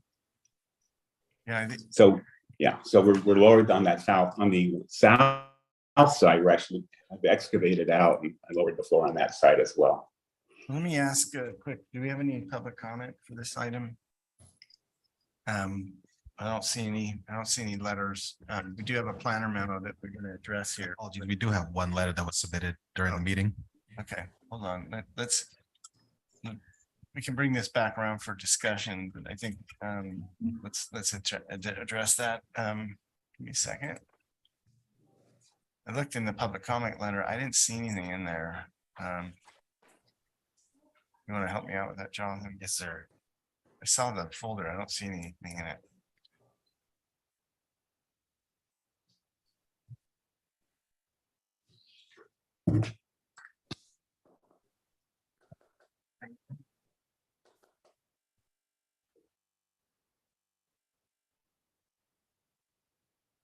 Stand by, everybody. We're digging out a letter of public comment that showed up the last hour here. I have it here in the public facing folder if you want me to pull it up. You got it in the, yeah, go ahead. Where is it? The public facing folder, it should be. Make sure it's There's a in the- public comments folder in the Dropbox for the Smith exterior additions. There's just nothing in there. Is that what you're talking about? Can you put it in there? I don't know where else to go. I'm not sure where I didn't drop in there. I'll drop it in right now. Right. And it should be uploaded. There it is. All right, we have let's see. I have a letter from Jim Whitmer. Please forward these comments to SBAR. Looks like the colors are all white. Need samples to show conformance to directives and guidelines, no bright whites. This is totally different design from the original. Yeah, that's sure obvious. And opinion here that it's brutal modern and not in conformance with residential feeling scale Summerlin. This is scheduled for conceptual final and perhaps should be given more time and consideration. Metal roofing should have matte finish. Fenestration proportions to the wall massing seem awkward and not appropriate. The north elevation shows gable side view that seems disjointed. And from the adjacent building, the original design was more successful. Forms were more continuous, the extensive amount of glass railings and windows or the garage door do not seem to be in character with the remaining wall articulations. Given the abbreviated amount of time to review and comment, these are my concerns at this time. Richard E. Johnson, AIA. So that's weird. It says it, yeah, it says it came from Jim Whitmer, but then it's signed Richard Johnson. So I don't know either of these gentlemen, so. I think they're both on the same. Okay, so it looks like somebody named Jim Whitmer submitted a letter from Richard E. Johnson. Okay, so yeah, it says down here, Sumbar Architectural Review Board member. Okay, so back to any other public comment in the queue or in the audience today? None. I suppose simplest thing to do, Mr. Nolte, would give you just a quick opportunity to address some of the less opinionated statements here. There's some, let's start with the easy things. The metal roof, is that going to be a low albedo roof, like low reflectivity? Yes, we're going for a very dark look. On the colors board of the very first sheet, we have the color of the stone and a gray indigo color plaster behind that, so you can see the color scheme. I think the building is on the upper left. You can see the color we're proposing, and the stone is a grayish limestone. It's large format, and I think it would be beautiful with the black iron windows. It is a completely different structure design, but it's a very private part of Summerlin. There's some critique here about fenestration, and I think I was gonna make a comment about that in a second, but there's also north elevation shows a gable side view that seems disjointed. Is anybody else looking at that? I'm reading the comments that were offered by the board, this member of the Sumbar board. Yeah, unfortunately, I wasn't copied on that letter, and I could have spoken to Richard Johnson about that. It's something else here about glass railings and windows over the garage. It's extensive amount of glass railings and windows over the garage doors does not seem. Yes, where there was a rounded breakfast room and it has a deck around it. We went with the glass railing on that. You can see that on the elevations of the north elevation on sheet 3.1, I believe.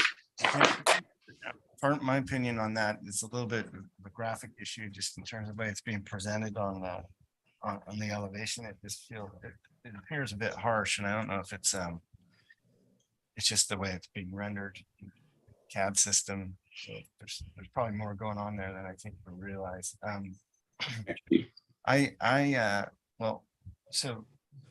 Anybody have any comments before I start on mine?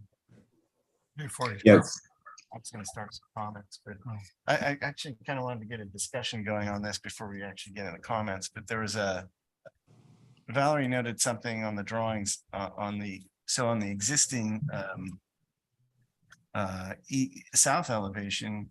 There's to the left side of the drawing, there's a wing that's actually extended downward, right?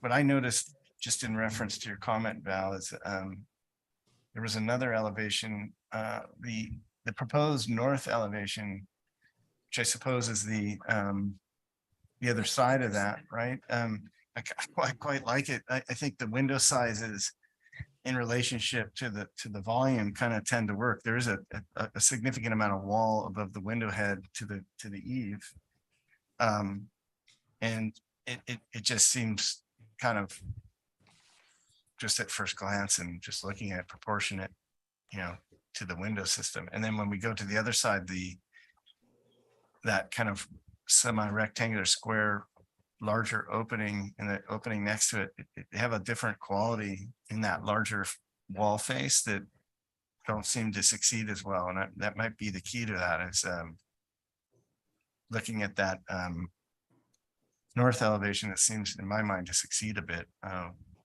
And see if you could bring that around the other side. That would be my comment. It's just. Can we see the sheet up on the screen? That's 3.1. That's the other direction. There you go. Yeah. And so what Jonathan will try and follow with his cursor, but I quite like the way this is resolved. And my suggestion was if that could be repeated here, it might, and we're kind of just discussing it at the moment. I haven't really formalized any comments. The window should be the same size. That just seems to be more successful. I'm not saying you can't have a door there, just looking at how you've done that. There's something there that works.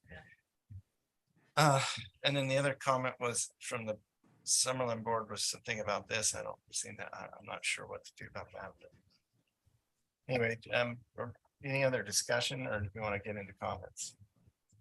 John, you want to start with some comments for the applicant? You didn't have a lot. Well, I think in general, it's very successful.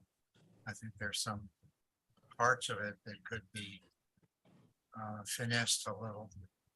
Especially, we were just talking about that left side of the south elevation there. The distance between the top of the window, that maybe the window should be higher to take some of that space. It's an awkward space between the window and the roof line.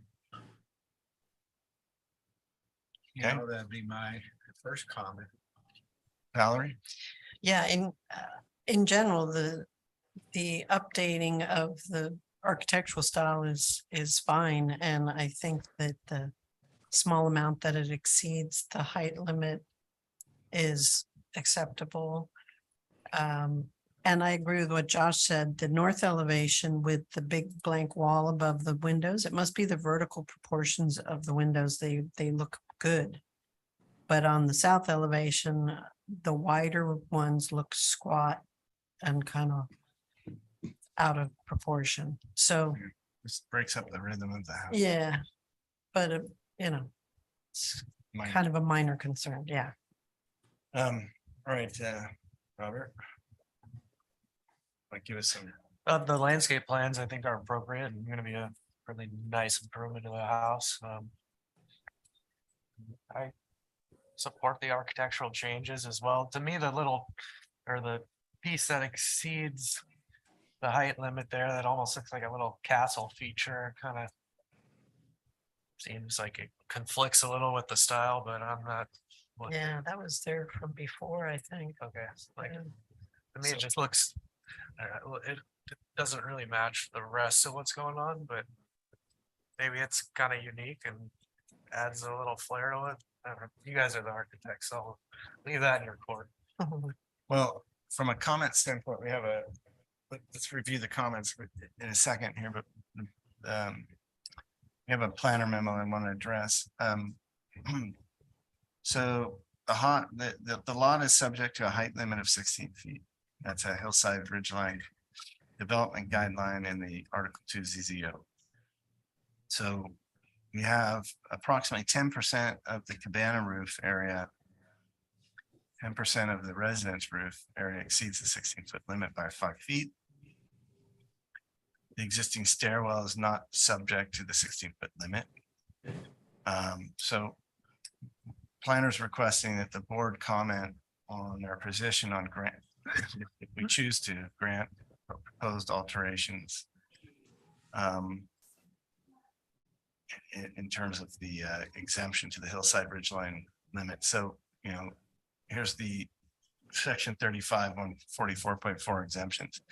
The BAR may exempt an alteration to an existing structure for compliance with the hillside ridgeline guidelines, provided they find that one or more of the following situations applies to the proposed development. So number one, due to the unusual circumstances, or sorry, let me say that again, due to unusual circumstances, strict adherence to these guidelines would inordinately restrict the building footprint or height below the average enjoyed by the neighborhood. For example, significant existing vegetation, lot configuration, topography, or unusual geologic features that may necessitate exceeding the height limit in order to build a dwelling comparable to other structures in the neighborhood. Jesus, one hell of a sentence.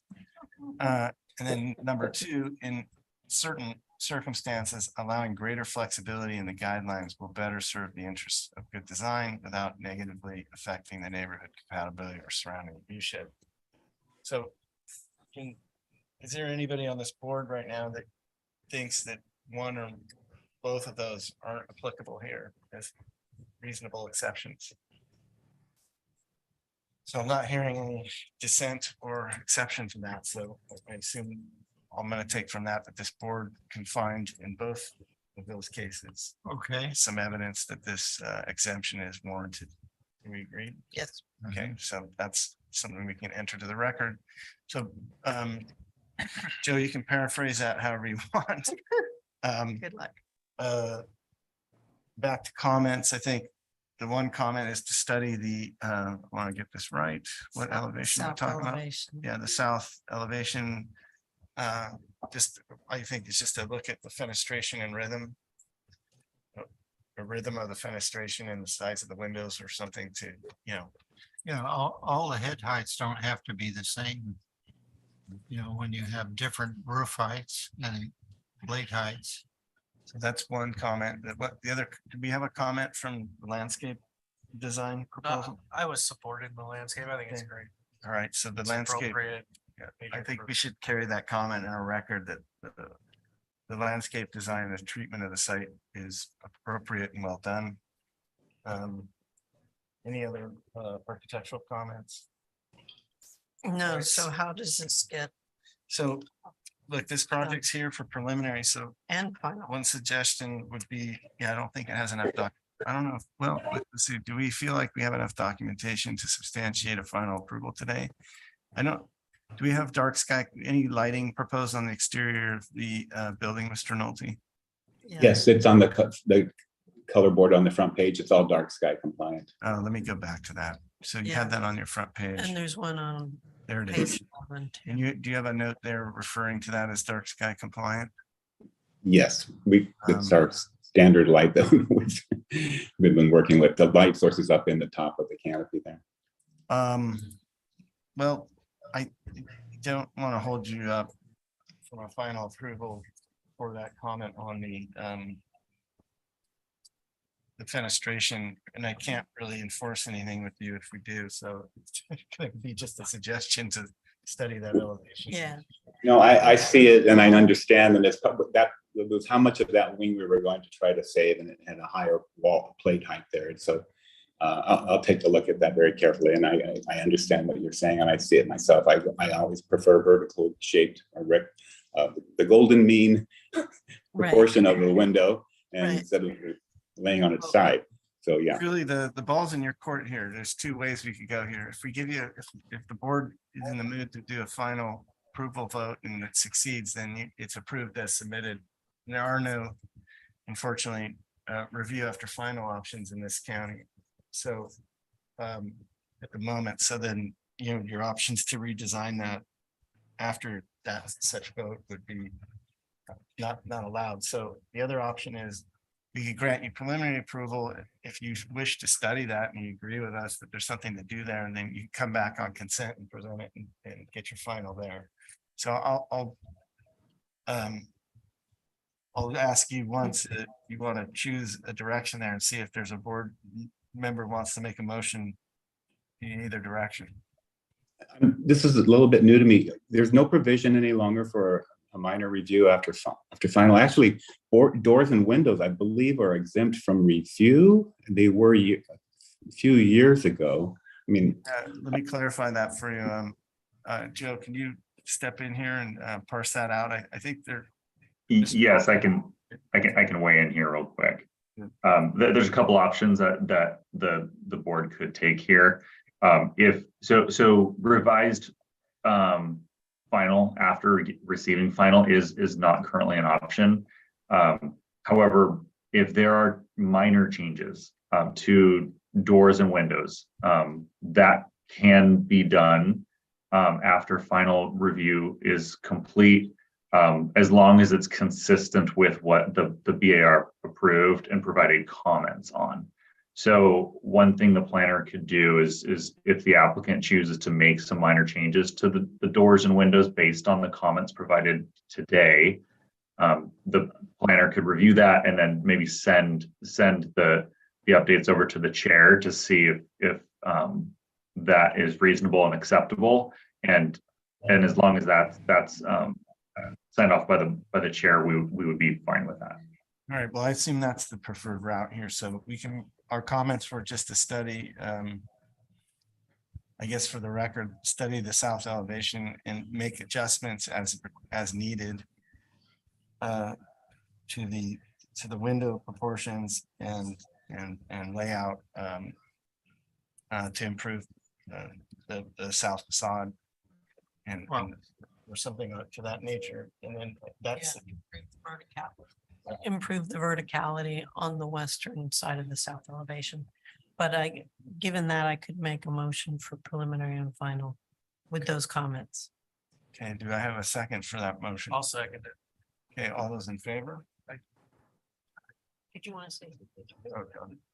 Well, I I have to thought bring this the back north again. elevation that the head heights of the windows should be varied. It seemed, On the north as well? no, north, Oh, Well, we can include that, so let's go back to that. So do you want to make a revision to your, or amend your motion? to also look at that, what would be the eastern end of the north elevation. yes. So I think the message behind the comment is that the board feels comfortable allowing for the applicant to make adjustments to their window package and their fenestration, kind of tuning up the proportions, the heights, the rhythm, all those things. Yes. You want the planner to give some latitude to the applicant to make those adjustments without bringing it back. And of course, the chair or the vice chair will be happy to review it if that's necessary to help the planner finalize their work. So that's the spirit of what we're doing. So there's the motion. We have a second. I'll second. And now John seconded, so I have a second. Any other going once, going twice? Okay, all those in favor? Aye. Need to all vote this time. Okay, the motion carries. You have a final approval, and it sounds like we've been able to work in some wiggle room for you to do some. I really appreciate it. I think you've meeting in. Very good. Oh, You're free to enjoy your weekend now. Okay, thank you. We'll study that very carefully. Alright, Thank you for very your good. comments. All right. All right, Bye-bye. so that concludes our standard agenda for today. Any final words before we depart today? Anything, any business? All right, make a motion to adjourn. Anybody second that? I'll second. All those not in favor?